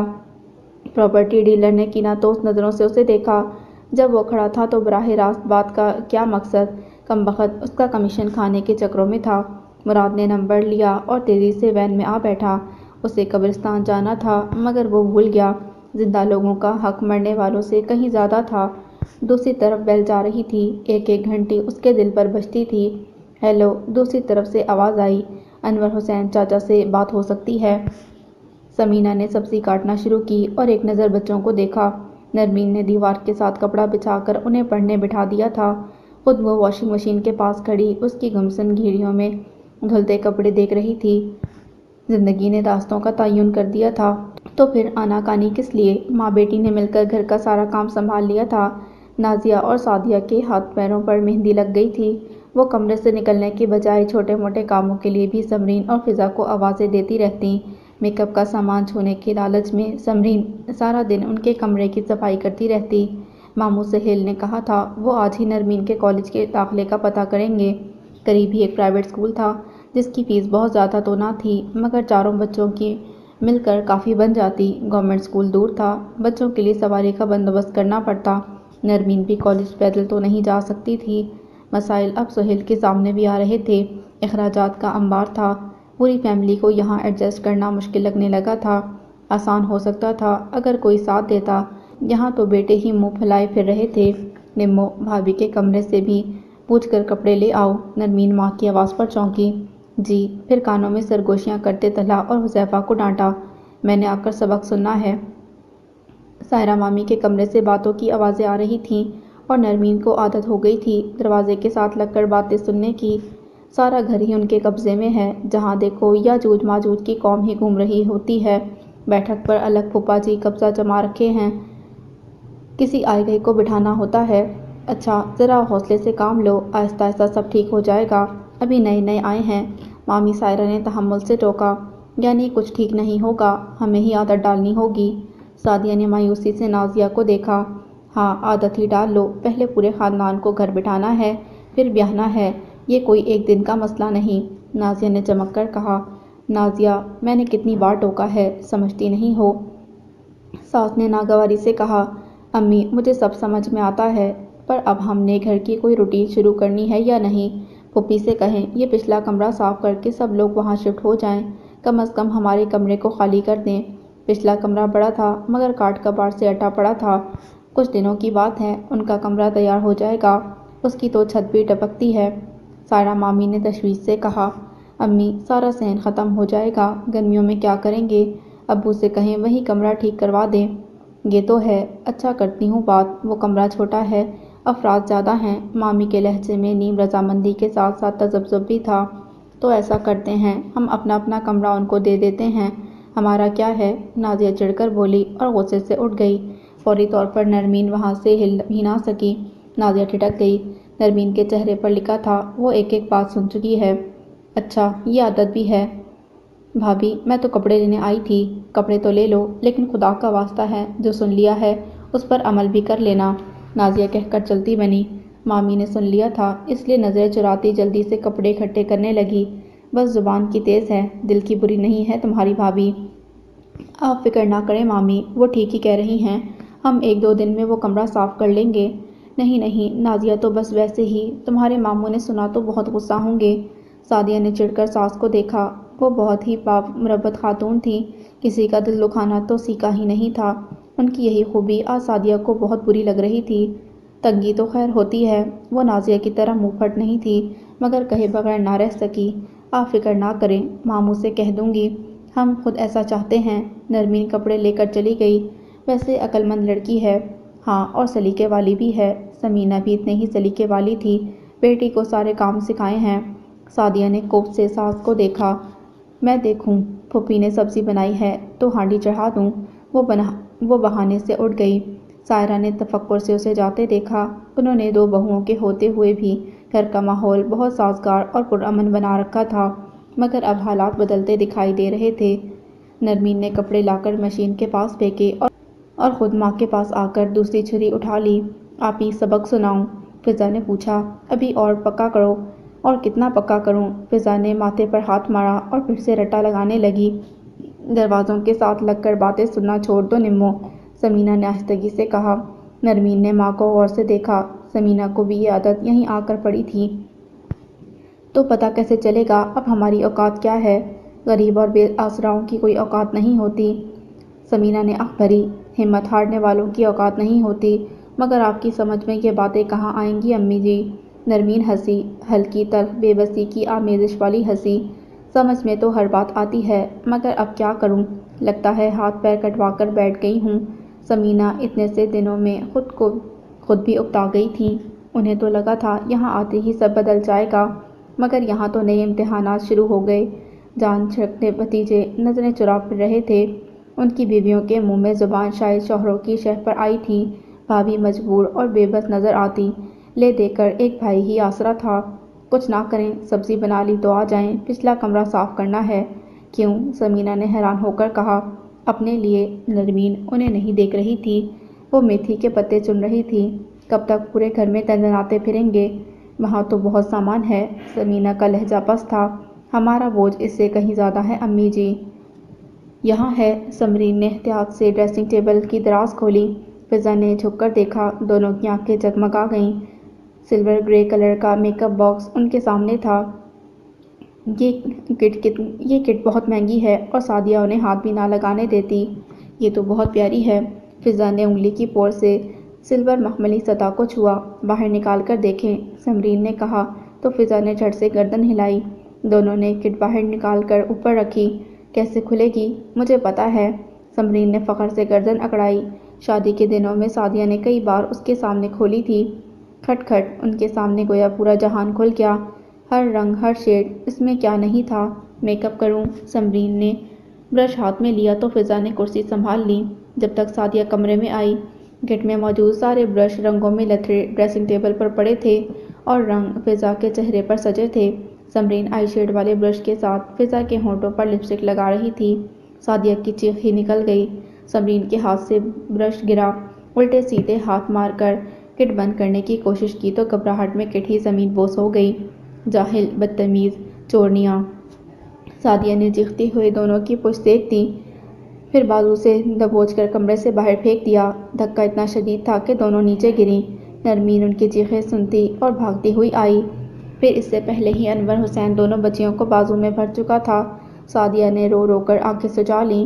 بھائی دبئی سے لایا تھا، وہ تو کسی بڑے کو ہاتھ نہیں لگانے دیتی تھی۔ سمینا شرمندگی سے گردن جھکائے منہ چھپائے چھپائے پھرتی تھی۔ سائرہ نے عقل مندی سے اس معاملے کو سہیل سے چھپا لیا۔ جانتی تھی انہیں بہو کے نقصان سے زیادہ بہن کی دل آزاری کا خیال آتا، جس سے جھگڑا اور بڑھ سکتا تھا۔ بیٹے کا پھولا ہوا منہ تو نظر ہی آ رہا تھا۔ ابو جی، باپ کے ساتھ بستر میں گھسی فضا نے باپ کی داڑھی ہلائی۔ اپنے گھر کب جائیں گے؟ یہ اپنے گھر کا مان۔ اچھے خاصے تمیزدار بچے تھے، یہاں آ کر انہیں ہو کیا گیا ہے؟ روز کوئی نہ کوئی کھچ کھچ۔ سمینا بڑبڑاتی ہوئی آئی۔ نرمین ٹھیک کہتی ہے، پچھلا کمرہ صاف کرتی ہوں، وہیں تالا ڈال کر رکھوں گی۔ امی، میں نے نہیں، سمرین نے نکالی تھی۔ فضا ماں کی آواز پر سہم گئی۔ چپ کر، اس کی ہڈیاں سینک کر آ رہی ہوں۔ انور حسین کا دل تڑپ اٹھا، مگر چپ رہا۔ سمینا بڑبڑاتی ہوئی بستر ٹھیک کرنے لگی۔ ملکجس سے اندھیرے اجالے کے سنگم پر نیا دن کھڑا تھا۔ نرمین نے جھاڑو لگا کر سارے پتے ایک جگہ جمع کیے۔ نماز پڑھتے ہی وہ شروع ہو جاتی۔ صفائی ستھرائی، دھلائی، وہ خود کو مصروف رکھتی، تھکاتی، کسی سوچ کو اپنے پاس نہ بھٹکنے دیتی۔ جسم تھک کر چور ہو جاتا اور ذہن خیالوں کے گھوڑے دوڑاتا دور دیس جا نکلتا۔ اس کا دیس، اس کا ٹھکانہ، اس کا گھر۔ ہائے، آنگن میں کیسی دھول مٹی جم گئی ہوگی، سارا گھر گندا گرد سے بھرا ہوا۔ دروازے پر زور سے دستک ہوئی۔ نرمین کا دل اچھل کر حلق میں آ گیا۔ شاید وہ اچانک دستک سے ڈر گئی تھی۔ جھاڑو پھینک کر ہاتھ جھاڑتی دروازے تک آئی۔ کون ہے؟ اور آنے والا جواب دینا ہی بھول گیا۔ دروازے پر ہاتھ رکھے اسے اپنا ہی نام یاد نہ آیا۔ دل دوسری طرف زور سے دھڑکا تو آواز اس طرف بھی آئی۔ نرمین نے بغیر کچھ سوچے سمجھے کنڈی گرائی اور پٹ کھول دیے۔ ایک لمحے کا فسوں، وہ لمحہ جسے وہ دونوں جینا چاہتے تھے، وہ لمحہ جس کی آس میں وہ پل پل مری تھی، اس کی آنکھوں کے سامنے مجسم کھڑا تھا۔ وہ مراد کو بھول سکتی تھی یا مراد نرمین کو چھوڑ سکتا تھا، دونوں ہی ناممکنات میں سے تھے۔ ایک کی آنکھیں برسیں تو دوسرے کی برہم ہوئیں۔ میں کب سے تمہارا انتظار کر رہی تھی، تم مجھے چھوڑ کر کیسے آ گئی؟ نرمین کون ہے؟ سمینہ باہر آئی۔ نرمین نے آہستگی سے دروازہ چھوڑ دیا۔ وہ ایک لمحے کے لیے کتنی بھی ضروری ہوں، ان کی قسمت کا فیصلہ دوسروں کے ہاتھ میں تھا، مگر قسمت تو اللہ تعالیٰ لکھتا ہے۔ سہیل نے بد نظر غیر سامنے بیٹھے نوجوان کا جائزہ لیا۔ سیاہ پینٹ پر آسمانی رنگ کی شرٹ، سیاہ جیکٹ، صاف گندمی رنگت، ذہین آنکھوں میں بے چینی، ماتھے کی سلوٹوں میں تفکر کی لکیریں۔ وہ اضطراری انداز میں اپنا ایک پیر زمین پر ہلا رہا تھا۔ یہ غیر مناسب حرکت تھی، مگر اسے اپنی حرکت کا احساس ہی کہاں تھا۔ وہ بس آ گیا تھا، کیا کہنے آیا تھا یہ بھی بھول گیا تھا۔ اس کی پشت پر کھڑی سمینہ اور نرمین وہ لفظ، وہ رشتہ سوچ رہی تھیں جس سے انہوں نے مراد کا تعارف کروانا تھا۔ نرمین، مہمان کے لیے چائے لاؤ۔ ماموں، مہمان چائے پی کر رخصت ہونے نہیں آیا۔ بہت شکریہ، میں چائے یہاں قریب ہی ایک ہوٹل سے پی کر آیا ہوں۔ نرمین جاتے جاتے رک گئی۔ وہ ایک پل کے لیے بھی اسے نظروں سے اوجھل نہیں کرنا چاہتی تھی۔ نہ جانے پھر دیکھنا نصیب ہو نہ ہو۔ آپ نے اپنا تعارف نہیں کروایا برخوردار۔ میں مراد علی ہوں، چیچا وطنی سے آیا ہوں۔ یہ نرمین کا منگیتر ہے، میرا ہونے والا داماد۔ انور حسین بیرونی دروازے سے اندر داخل ہوا۔ مراد بے اختیار کھڑا ہوا اور نرمین بیٹھتی چلی گئی۔ وہ تو لفظ ہی کھوج رہا تھا جس سے اپنے تعارف کا آغاز کر سکے۔ انور حسین نے تعارف مکمل بھی کر دیا۔ آن واحد میں اجنبی نوجوان گھر کا فرد ہو گیا۔ ماشاءاللہ ماشاءاللہ، سمینہ تم نے بتایا ہی نہیں کہ نرمین کی منگنی ہو گئی ہے۔ ماموں سہیل نے گرم جوشی سے گلے لگایا۔ سمینہ نے آہستگی سے نرمین کا بازو پکڑ کر کھڑا کیا۔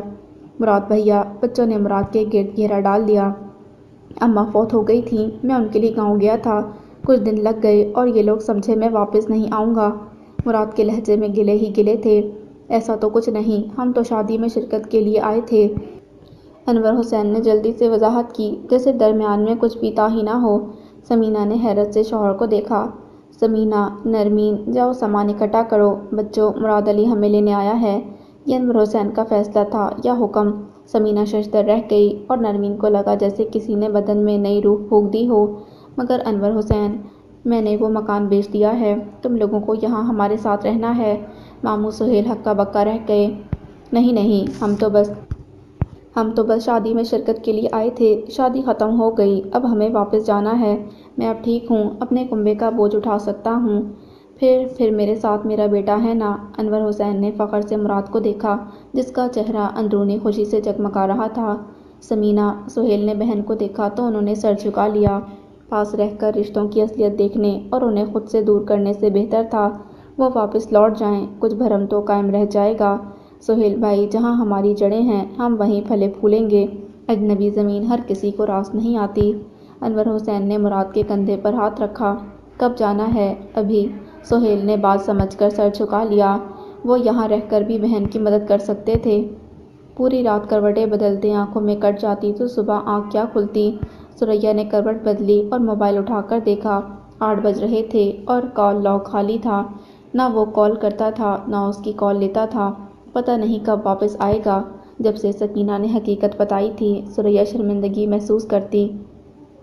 بشیر واپس آ جائے تو معافی مانگ لوں گی۔ میں نے یہ کیسے سوچا کہ وہ سکینہ کی اتنی گھٹیا بات مان لے گا، آخر وہ مجھ سے پیار کرتا ہے۔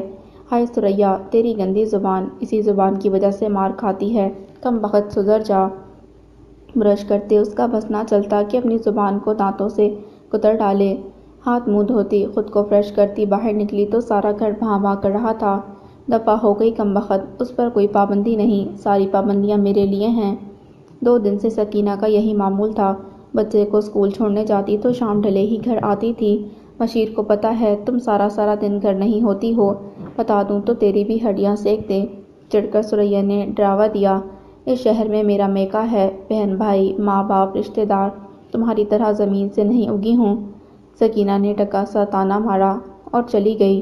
جہاں مرضی دفع ہو، مجھے کیا۔ کچن میں ناشتے کے برتن پڑے تھے اور حسب روایت ان کے کھانے کو کچھ بھی نہیں تھا۔ انڈا بریڈ تو ایک طرف، رات کا سالن بھی نہیں رکھا تھا۔ خود پتہ نہیں ہوا کھاتی ہے، ثریا نے رچ کے گالیاں دیں۔ ضرور اپنے کمرے میں چھپا کر رکھتی ہے، ثریا نے سوچ لیا۔ کمرے کی الماری کا دروازہ بھی توڑنا پڑے تو توڑ دے گی، مگر الماری تک پہنچنے کی نوبت ہی کہاں آئی۔ سکینہ اپنا کمرہ ہی لاک کر کے گئی تھی۔ یہی تو چاہتی ہے میں بھوکی مر جاؤں۔ سریا کو رونا آ گیا۔ اسے میں بشیر کا نمبر ملایا تو نمبر بند تھا۔ اب کیا کروں؟ لے دیکھ کے اس کے پاس ماجد ہی بچا تھا۔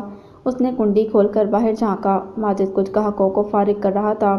سریا کو دیکھا تو 5 منٹ کا اشارہ کیا۔ سریا دروازے کی اور اوٹ میں ہو گئی۔ جیسے ہی آخری گاہک نے شاپر سنبھالا، سریا نے دوپٹہ اوڑھا اور خود دکان تک چلی گئی۔ گھر سے باہر آتے ہی اسے لگا کھل کر سانس لی ہے۔ ماجد کی باتیں کھل گئیں۔ ذہی نصیب، آج ہماری دکان کو رونق بخشی ہے۔ میں نے کیا رونق بخشنی ہے؟ یہ تمہاری بھابھی نمبر 1 کتنے بجے گھر سے نکلی تھی؟ سریا نے بیزاری سے پوچھا تو وہ کھل کر ہنسا۔ مذاق اچھا کر لیتی ہو؟ لہجے میں بے تکلفی در آئی۔ پورے گھر میں جھاڑو پھیر کر گئی ہے تو اچھی بات ہے، اب صفائی نہیں کرنا پڑے گی۔ بھول پن کی انتہا تھی۔ ہر چیز غائب کر دیتی ہے، میرے لیے کھانے کو بھی نہیں چھوڑتی۔ سریا کی آنکھوں میں آنسو آ گئے۔ حد ہو گئی، یہ تو ظلم ہے۔ وہ تڑپ اٹھا۔ ایسا ویسا بشیر کی محبت میں نہ جانے کیا کچھ برداشت کر رہی ہوں، اور بشیر کب واپس آئے گا؟ اسے کہہ کر اپنا خرچہ لیا کرو، اس نے ہمدردی سے مشورہ دیا۔ وہ تو جب آئے گا، میں تو اب بھوک سے مر رہی ہوں۔ سریا نے بے چارگی سے دکان کے ساز و سامان پر نگاہ دوڑائی۔ میرے ہوتے ہوئے، ماجد نے اس کے ہاتھ پر اپنا ہاتھ رکھا، روز روز ادھار کیسے چکاؤں گی؟ سریا نے پلکیں جھپکیں۔ دل کا کھاتہ کھولا ہے، تمہارے ساتھ کوئی فکر نہیں۔ ہاتھ پر دباؤ بڑھ گیا۔ کچھ پرانے لمحے سریا کی ہتھیلی پر کلبلائے۔ یہ کیا ہے؟ سریا نے گھبرا کر ہاتھ کھینچ لیا۔ میں تو یہ سب چھوڑ چکی ہوں، اب اس پر صرف بشیر کا حق ہے۔ سریا کی متغیر رنگت دیکھ کر ماجد سنبھلا۔ کیا دوں؟ ایک ڈبل روٹی دے دو۔ سریا کی آواز پست تھی۔ محض ایک ڈبل روٹی کے عوض؟ اس نے اپنا ہاتھ دوپٹے تلے چھپا لیا۔ کتنے دن سوکھی ڈبل روٹی کھاؤ گی؟ یہ نکڑ پر ملتی ہے حلوہ پوری، ابھی بھاگ کر لے آتا ہوں۔ نہیں نہیں، سریا نے گھبرا کر ادھر ادھر دیکھا۔ 2 منٹ لگیں گے سریا باجی، کیوں گھبرا رہی ہیں؟ میں یوں گیا یوں آیا۔ ماجد کا بڑھتا اصرار۔ سریا تھوڑا گھبرا کر واپس آ گئی۔ یہ کیا کیا سریا؟ دہلیز پار کر لی۔ بشیر آ جاتا، یہ سب دیکھ لیتا تو؟ وہ متذبذب سی ادھر ادھر چکرانے لگی۔ تو کیا کرو گی؟ اسی طرح بھوکی مرو گی؟ بشیر کو تمہاری پرواہ ہوتی تو گھر سے جانے سے پہلے کچھ روپے تمہاری ہتھیلی پر ہی رکھ دیتا۔ دروازے پر محتاط سی دستک ہوئی، پھر سرگوشی اندیزوں سے جھانکنے لگی۔ سریا جی؟ سریا ہچکچاتی دروازے کے پاس کھڑی رہی۔ سریا جی؟ یوں کسی نے مجھے دروازے پر کھڑا دیکھا تو تمہارے لیے مشکل ہوگی۔ سریا نے دروازہ کھول لیا۔ میں تو تمہاری ہمدردی میں کر رہا ہوں، ترس آتا ہے، اتنی خوبصورت عورت اور ایسی بے قدری، ورنہ مجھے تم سے کون سا لالچ ہو سکتا ہے؟ بہت عزت کرتا ہوں، بشیر بھائی کی بھی اور تمہاری بھی۔ ماجد کے لہجے میں ہلکی سی خفگی تھی۔ سریا کو شرمندگی لاحق ہوئی۔ وہی تو تھا جو ہر مشکل میں اس کے کام آتا تھا۔ شکریہ ماجد بھائی۔ میں تو بس سوچ رہی تھی اتنا قرض کیسے ادا کروں گی۔ سریا نے جلدی سے شاپر پکڑا جس میں سے گرما گرم حلوہ پوری کی خوشبو لپک لپک کر باہر آ رہی تھی۔ قرض بس ایک طرح سے تھوڑی ادا ہوتے ہیں، 1000 طریقے ہیں۔ اس کا ایک پیر دہلیز کے اندر آیا۔ بشیر آیا تو پائی پائی دے دوں گی۔ سریا نے جلدی سے دروازہ بند کیا۔ ماجد کو اپنا پیر ہٹانا پڑا۔ الو کا پٹھا لیچڑ ہی ہوتا جا رہا ہے۔ ایک دن تم خود میرے لیے دروازہ کھولو گی سریا رانی۔ ماجد بدمزہ ہو کر دکان پر آ گیا۔ حلوہ پوری کھا کر سریا نے ٹی وی کھول لیا۔ یہ برتن دھوئے نہ برتن دھوئے نہ صفائی کی۔ دفعہ میں کس کے لیے اپنی ہڈیاں گھساؤں؟ ڈرامے فلمیں دیکھتے گانے سنتے وہ دوبارہ سو گئی۔ کنڈی لگانا بھی یاد نہ رہا۔ سکینہ کب گھر آئی، کس کے ساتھ آئی، اسے کچھ خبر نہ ہوئی۔ خبر اس وقت ہوئی جب بشیر نے اس کا بازو جھنجھوڑ کر جگایا۔ بھنگ پی کر سوئی ہو؟ وہ غصے میں بھرا اس پر جھکا تھا۔ بشیر تم کب آئے؟ سریا کا دل خوشی سے بھر گیا۔ یہ بھی بھول گئی کہ وہ اس کے ساتھ کیا سلوک کر کے گیا تھا۔ تمہیں کیا، تم اپنی نیندیں پوری کرو، کوئی مرے جیے گھر میں کیا ہو رہا ہے، تمہیں کچھ خبر ہے؟ وہ غصے میں بھگتا جھکتا باہر نکل گیا۔ سریا اس کے پیچھے لپکی۔ بشیر سکینہ کے کمرے میں جا رہا تھا۔ چڑیل آتے ہی قابو کر لیا۔ سریا کو تاؤ آ گیا، مگر غصہ ضبط کرتی اندر چلی گئی اور ٹھٹک کر رک گئی۔ عبداللہ بیڈ پر لیٹا تھا، ہاتھ پر لگی بینڈیج بتاتی تھی کہ وہ ڈرپ لگوا کر آئے ہیں۔ عبداللہ نڈھال اور ری ری کر رہا تھا۔ سکینہ اس کا سر زانوں پر رکھے دھیرے دھیرے سہلا رہی تھی۔ اس کی سرخ آنکھیں اور اترا چہرہ ایک مشکل دن کی عکاسی کر رہا تھا۔ اسے کیا ہوا؟ سیرپ اٹھا کر دیکھتے بشیر نے مڑ کر اسے کھا جانے والی نظروں سے دیکھا۔ تم گھر پر نہیں تھیں، مجھے کوئی کچھ بتائے گا تو پتہ چلے گا۔ سریا نے سکینہ کو گھورا۔ اس کا دل جب چاہتا ہے بچے کو لے کر گھر سے نکل جاتی ہے، مجھے کون سا پتا کر جاتی ہے۔ سکینہ پھٹ پڑی۔ ساری رات میرا بچہ الٹیاں کرتا رہا، میں نے کتنی بار آ کر تمہارا دروازہ بجایا، تم جاگ رہی تھیں مگر دروازہ نہیں کھولا۔ جھوٹ بول رہی ہے، میں تو رات ایک پل کے لیے نہیں سوئی، دروازہ کھٹکھٹاتی تو پتہ نہ چلتا۔ ثریا نے بوکھلا کر بشیر کو دیکھا۔ کن دقتوں میں اپنے بچے کو لے کر ہسپتال پہنچی ہوں، یہ مجھے ہی پتہ ہے۔ سکینہ رو پڑی۔ بشیر میں ثریا نے وضاحت دینا چاہی۔ بشیر نے اسے بری طرح جھڑک دیا۔ زیادہ بک بک نہ کر، تیرے کرتوت تو مجھے نظر آ رہے ہیں۔ گندا گھر، کھانا بھی نہیں پکا، ٹی وی چل رہا ہے اور خود گھوڑے بیچ کر سو رہی تھی۔ یہ تو تم جب سے گئے ہو اس کے یہی حالات ہیں۔ میں بیمار بچے کو دیکھوں یا گھر کو؟ سکینہ نے آنسو صاف کیے۔ آج پہلی بار ہی تو ایسا ہوا تھا، مگر ثریا کی ہر وضاحت بے معنی تھی۔ حالات کچھ اور تھے۔ بشیر اس کی کسی بات پر اعتبار نہ کرتا۔ وقت ساری چالیں ثریا کے خلاف چل رہا تھا۔ اب کھڑی ہمارے منہ نہ دیکھو، کچھ پکا لو۔ بشیر نے کھڑکا۔ میں کیا پکاؤں، گھر میں کچھ نہیں ہے۔ ثریا منمنائی۔ تمہارا دماغ گھر میں ہو تو پتہ چلے گھر میں کیا ہے کیا نہیں۔ ثریا غصہ ضبط کرتی کچن میں گئی۔ وہاں گوشت سبزی سب کچھ موجود تھا، شاید وہ لوگ آتے ہوئے لائے تھے۔ سب کچھ اتنا اچانک ہوا کہ ثریا کی مزاحمت کی حس دم توڑ گئی۔ جلدی جلدی سالن بنایا، عبداللہ کے لیے کھچڑی، آٹا گوندھ کر روٹیاں پکائیں، ٹرے میں سجا کر کمرے میں بھی پہنچایا، پھر جلدی سے گھر کی صفائی ستھرائی شروع کر دی۔ بشیر ایک لمحے کو بھی کمرے سے باہر نہیں آیا تھا۔ گھر صاف کر کے وہ وہیں برآمدے میں بیٹھ کر بند کمرے کو تکنے لگی۔ کمرے کے درزوں سے لپک لپک کر آوازیں باہر آ رہی تھیں۔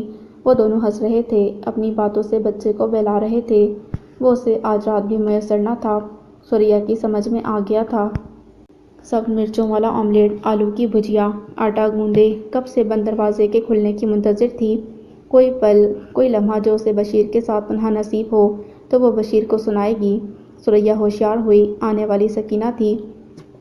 چلو بشیر کے آنے کا یہ فائدہ تو ہوا، تمہاری آنکھ جلد کھلنے لگی ہے۔ کسی مالکن کی طرح اس نے ناشتے کے لوازمات کا جائزہ لیا۔ پراٹھے بنا لو، بشیر کو جانا ہے۔ وہ حکم صادر کر کے دوبارہ اندر چلی گئی۔ ثریا نے سرعت سے پیڑے بنانے شروع کیے۔ پہلا، دوسرا، تیسرے پر ہاتھ سست ہو گئے۔ وہ کیا کر رہی تھی؟ اس کی اکڑ، اس کی انا، وہ تو ناک پر مکھی نہیں بیٹھنے دیتی تھی۔ کسی کی مجال وہ ثریا کو حکم دے اور کام کروائے، مگر اب اسے حکم دیا جاتا تھا اور وہ مانتی تھی، اپنی سوکن کا حکم مانتی تھی، اس کو کھانے پکا پکا کر ٹرے میں پیش کرتی تھی۔ وہ رشیدہ کی سوکن نہیں تھی، مگر اس پر روب بڑا تھا۔ ثریا حکم دیتی تھی، رشیدہ مانتی تھی۔ رشیدہ کی مجال نہ تھی کہ وہ ثریا کی کسی بات پر نہ کہہ سکے۔ پیڑا ثریا کی ہتھیلی پر پڑا اور ہتھیلی کانپتی تھی۔ رشیدہ یہ سب کیوں کرتی تھی؟ اور اب ثریا یہ سب کیوں کر رہی تھی؟ صرف اور صرف اپنے شوہر کے لیے، اپنے گھر کے لیے۔ ثریا کو اپنی بے بسی پر غصہ آیا۔ اسی بے بسی اور غصے کے ملے جلے احساس کے ساتھ اس نے ناشتے کی ٹرے بنائی اور کمرے میں لے گئی۔ بشیر کام پر جانے کو تیار تھا۔ ثریا نے ٹرے بیڈ کے پاس پڑی میز پر رکھ دی اور بیڈ پر نیم دراز سکینہ سے پوچھا، عبداللہ کیسا ہے؟ ٹھیک ہے۔ سکینہ نے سوئے ہوئے بچے کے سر کے نیچے سے تکیہ ٹھیک کیا۔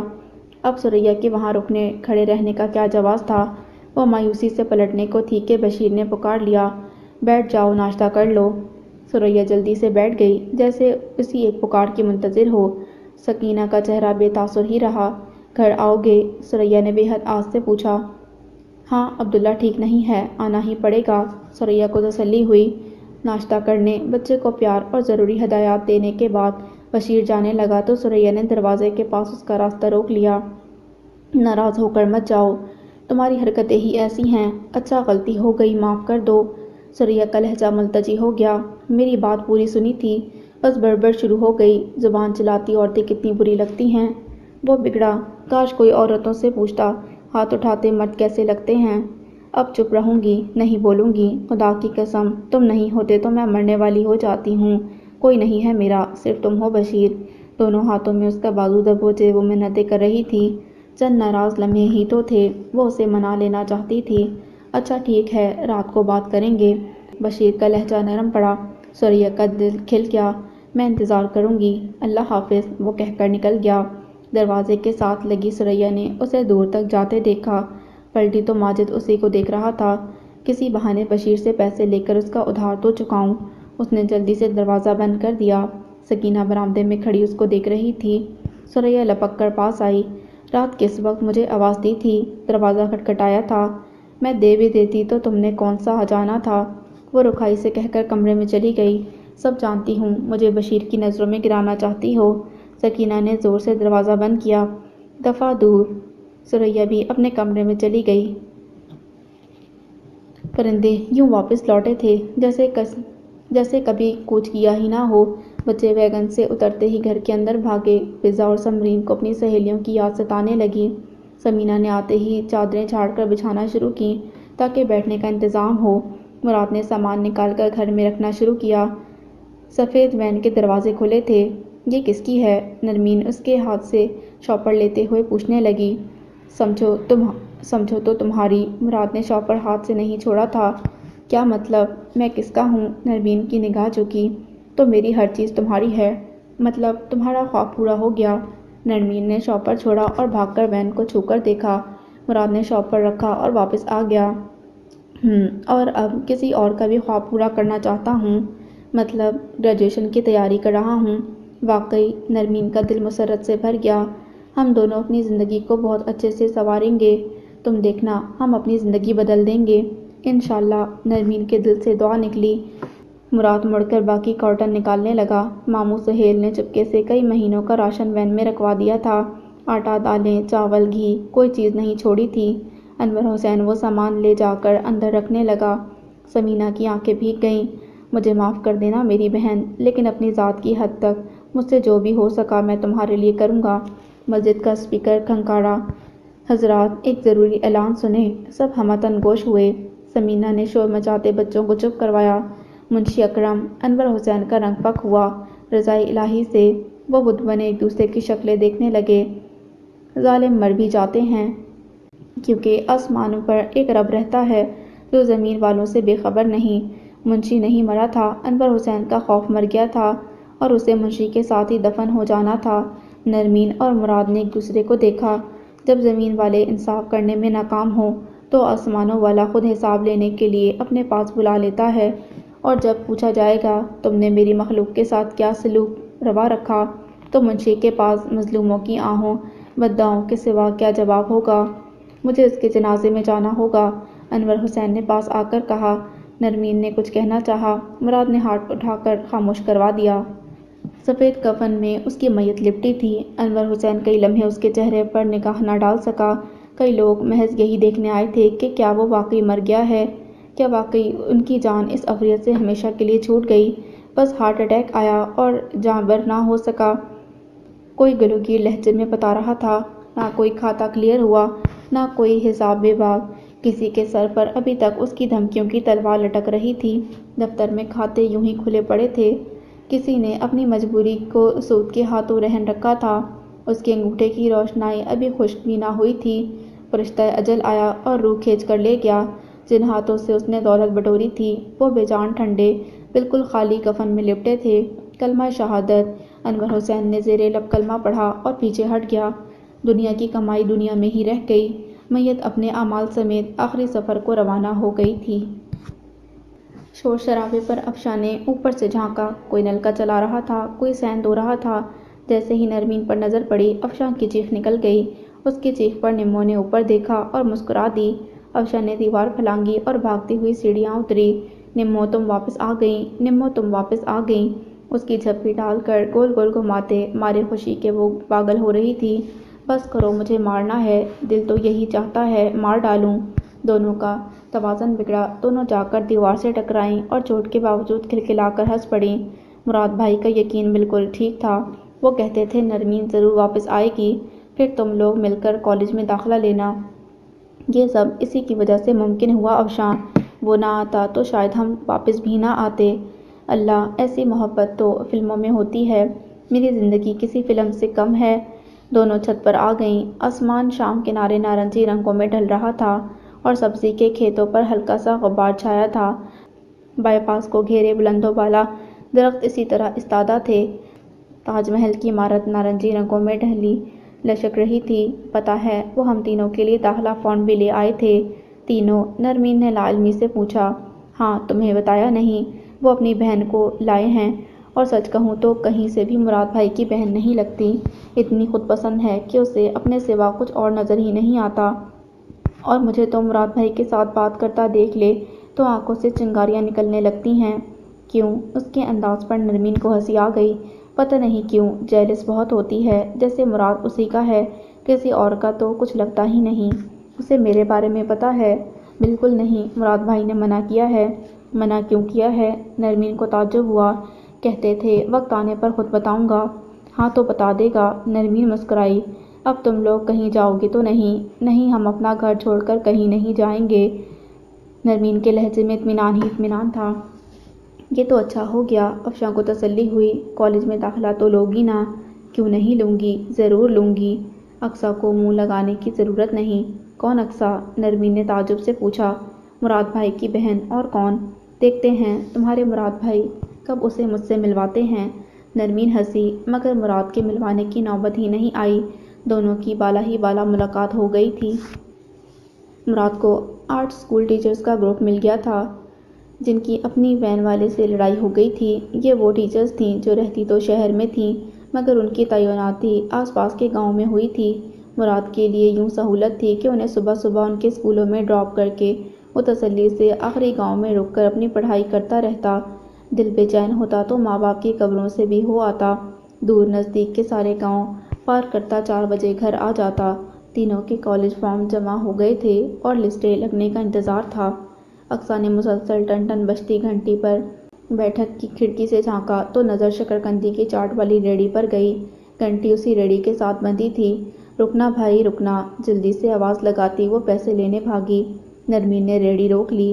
اقصیٰ نے باہر جھانکا، ادھر ادھر دیکھا، پھر نرمین سے پوچھا، وہ ریہڑی والا کہاں گیا؟ کتنے کی چاہیے؟ نرمین نے مسکراہٹ دباتے چاٹ بنانا شروع کی۔ مارے حیرت کے اقصیٰ کا منہ کھل گیا۔ تجسس میں باہر نکل آئی، مجھے نہیں پتہ تھا شہر میں لڑکیاں ریہڑی لگاتی ہیں۔ کیوں؟ گاؤں میں لڑکیاں کھیتوں میں کام کر سکتی ہیں تو شہر میں کیوں نہیں؟ نرمین نے پیار سے اقصیٰ کو دیکھا۔ وہ خوش شکل تھی، چہرے مہرے سے مراد کی بہن لگتی۔ رنگت اس سے صاف تھی اور لہجہ اس کی نسبت تیکھا تھا۔ وہ تو غریب لوگ کرتے ہیں، ہماری تو زمینیں ہیں۔ اقصیٰ نے نخوت سے سر جھٹکا۔ پتہ نہیں کیوں لگا ریہڑی والی لڑکی نے اس پر طنز کیا ہے۔ کوئی بات نہیں، غریب لوگ بھی تو انسان ہی ہوتے ہیں۔ نرمین ہنسی۔ تم ہنستی بہت ہو، اقصیٰ نے ناک چڑھائی۔ ہاں، یہ ہنسی مجھ پر بہت عرصے سے ادھار تھی۔ اللہ، اب ریہڑی والے فلسفہ بھی بولیں گے۔ ذرا اچھی طرح سے تو کاٹو، کیا کر رہی ہو؟ بس باتوں پر ہی دھیان ہے، مسالہ زیادہ ڈالنا۔ اور وہ بالکل مراد جیسی نہیں تھی، افشاں نے ٹھیک کہا تھا۔ شام کی چائے اقصیٰ اور مراد ایک ساتھ ہی پیتے۔ کبھی اقصیٰ کچھ بنا لیتی، کبھی مراد بھی بازار سے کچھ لے آتا۔ وہ فریش ہو کر آیا تو چائے کے ساتھ شکرقندی کی چاٹ تھی اور گھر کے بنائے فرنچ فرائز۔ صبح لسٹ لگ جانی ہے۔ مراد نے اپنی کرسی سنبھالی۔ جلدی لگے تو میں گھر بیٹھے بور ہو رہی ہوں۔ اقصیٰ کے لہجے میں اکتاہٹ تھی۔ داخلہ تو ہو ہی جانا ہے، یونیفارم وغیرہ خرید لو۔ مراد نے چاٹ کا چمچہ بھرا، ذائقہ مانوس تھا۔ یہ بھی ٹھیک ہے، یہ چاٹ کہاں سے آئی؟ بھائی، یہاں تو لڑکیاں بھی ریہڑی لگاتی ہیں۔ ہاں، مراد چونکا پھر مسکرایا، گویا دونوں کی ملاقات ہو گئی۔ نہ جانے نرمین نے کیا کہہ کر تعارف کروایا ہوگا۔ وہ تو سوچ رہا تھا وہ لوگ گھر سیٹ کر لیں تو پھر لے جائے گا اور اقصیٰ کو سب سے ملوا دے گا۔ تو آج کل لڑکیاں کیا نہیں کرتیں؟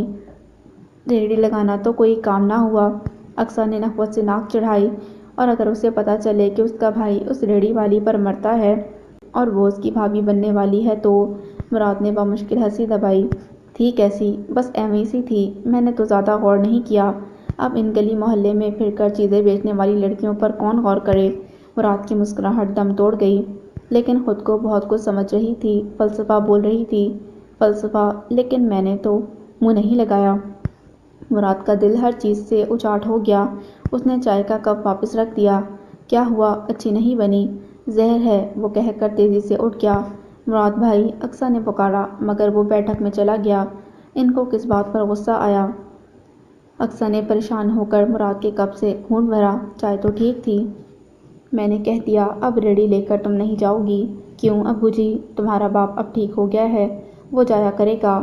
ہاں تو یہی فیصلہ ہوا تھا، سب مل کر محنت کریں گے۔ باورچی خانے میں پکوڑے تلتی ثمینہ باپ بیٹی کی نوک جھونک پر مسکرا رہی تھی۔ یہی فیصلہ نہیں ہو رہا، ریہڑی لے کر کون جائے گا؟ آپ کے پکوڑوں سے زیادہ میری بریانی بکتی ہے، نرمین نے جتایا۔ میں نے ریڑھی لے کر منڈی جانا ہے اور تم نے کالج۔ مگر ابو جی بالکل ٹھیک کہہ رہے ہیں، اچھی بیٹیوں کی طرح ان کی بات مانو۔ مراد نے بروقت انٹری دی۔ دیکھا، انور حسین نے جتاتی نظروں سے بیٹی کو دیکھا، جو مراد کے آنے پر خاموش ہو گئی، ساتھ ہی اٹھ کر جگہ بھی دے دی۔ مراد نے شوہر باپ بیٹی کے درمیان رکھا۔ اس میں کیا ہے؟ انور حسین نے پوچھا۔ وہ نرمین کے لیے کچھ تحفے لایا تھا، مراد نے تھوڑا جھجک کر بتایا۔ اچھا، جاؤ اندر لے جاؤ، دیکھ لو۔ انور حسین نے اجازت دی تو وہ شوہر اٹھا کر کمرے میں آ گئی۔ بیٹھو بیٹا، سمینہ چائے بناؤ۔ نہیں، چائے نہیں پیوں گا، بس آپ سے اجازت چاہیے۔ وہ بیٹھا بھی نہیں تھا۔ کیسی اجازت؟ میں نرمین کو تھوڑی دیر کے لیے اپنے ساتھ لے جاؤں؟ اس نے انور حسین کے ساتھ ساتھ سمینہ کی طرف دیکھا۔ لے جاؤ بیٹا، اب تمہارے علاوہ اور کس پر اعتبار کروں گا؟ بس جلدی آ جانا۔ آپ بالکل بے فکر رہیں، زیادہ دیر نہیں لگے گی، ضروری نہ ہوتا تو کبھی نہ کہتا۔ ٹھیک ہے بیٹا۔ وہ سردیوں کے موسم میں ایک بار پہلے بھی اس کے لیے تحفہ لایا تھا۔ نرمین نے شوپر کھولا۔ سوٹ، چوڑیاں، بندے، مجھے جب تم یاد آتی تھیں تو تمہارے لیے کچھ نہ کچھ خرید لیتا تھا۔ نرمین کی آنکھیں نم ہو گئیں۔ تم خوش قسمت تھے، خرید سکتے تھے، مجھے دیکھو، میں تو ایسا کچھ بھی نہیں کر پائی۔ پھر بھی مجھے یقین تھا کوئی لمحہ ایسا نہیں گزرے گا جب تم نے مجھے یاد نہ کیا ہو۔ مراد نے پورے یقین سے کہا تو وہ کیسے جھٹلاتی؟ ایسا ہی تھا۔ اس کے ہاتھ میں موبائل آ گیا۔ یہ تمہارا تھا، تمہارے لیے ہی رکھا تھا، میں یہ نہیں لے سکتی۔ نرمین نے گھبرا کر موبائل اس کی طرف بڑھایا۔ مجبوری سمجھ کر رکھ لو، جو کام تم کرنے جا رہی ہو اس میں رابطہ ہونا ضروری ہے، پتہ ہونا چاہیے تم کس وقت کہاں ہو۔ کیا مطلب؟ آؤ سمجھاؤں۔ میں اقصیٰ سے ملی تھی، تمہاری بہن بہت پیاری ہے۔ مراد نے گہری سانس بھر کر نرمین کو غور سے دیکھا۔ ہاں، اور مزاج کی تیکھی بھی، حالات بنا دیتے ہیں انسان کو ایسا۔ حالات تو ہر کسی پر گزرتے ہیں، مگر سب کا مزاج ایک جیسا نہیں ہوتا۔ کوئی تحمل سے سہر جاتا ہے اور کوئی اتاولا ہو کر سب کچھ چھیننے کے در پر ہو جاتا ہے۔ مراد کا لہجہ بتاتا تھا وہ کسی بات پر اداس ہے۔ کوئی بات نہیں، ہم دونوں مل کر اسے سنبھال لیں گے۔ تو پھر آؤ۔ مراد اس کا ہاتھ پکڑ کر گھر سے باہر لے گیا۔ لیکن ہمیں کہاں جانا ہے؟ گھر والوں کو تو بتا دیں، اجازت لے کر آیا ہوں، کیوں پریشان ہوتی ہو؟ تمہیں تمہارا سب سے بڑا تحفہ دینا ہے۔ سامنے ہی مراد کا رکشہ کھڑا تھا۔ ٹھیک ہے چلو۔ نرمین رکشے کی پچھلی سیٹ کی طرف بڑھی۔ یہاں نہیں میری شہزادی، یہاں۔ مراد نے نرمی سے اس کا بازو کھینچ کر ڈرائیونگ سیٹ کی طرف دھکیل دیا۔ کیا مطلب؟ یہ رکشہ آج سے تمہارا ہے۔ کیا مطلب؟ وہ مڑ کر رکشے میں بیٹھ گئی۔ نہ میں نے فارسی بولی ہے، نہ انگریزی۔ تمہیں رکشہ چلانے کا شوق تھا تو یہ میرے پاس تمہاری امانت تھا۔ آج سے تم اسے چلاؤ گی، اپنے گھر والوں کی کفالت کرو گی۔ یہی تمہارا خواب تھا تو یہ تمہارا خواب تمہارے سامنے کھڑا ہے۔ مراد دونوں ہاتھ پھیلا کر خود 2 قدم پیچھے ہوا۔ یہ کیسا انمول تھا؟ نرمین کے الفاظ گم ہو گئے۔ ساری کائنات ہی گم ہو گئی تھی، بس وہ تھی اور سامنے چمکتی آنکھوں سے اسے تکتا مراد علی۔ ہیلو، سو گئی ہو؟ مراد نے اس کی آنکھوں کے سامنے چٹکی بجائی۔ نرمین نے چھلکتی آنکھوں پر بند باندھتے مڑ کر رکشے پر ہاتھ رکھا، پھر یوں ہنسی کہ آنکھیں چھم برسیں، جیسے برستے ساون میں گوری نے پیروں میں پائل باندھ لی ہو۔ میں تمہارا قرض کیسے چکاؤں گی؟ تم پر میرا ایک ہی قرض ہے نرمین انور حسین۔ نرمین نے دونوں ہاتھوں سے چہرہ صاف کر کے اسے دیکھا۔ میری محبت کا قرض؟ تم نے تو مجھے خرید ہی لیا ہے، اب قرض کیا چکاؤ گی؟ یہ آلتو فالتو باتیں بعد میں، ابھی آؤ تمہیں شہر کے راستے دکھانے ہیں۔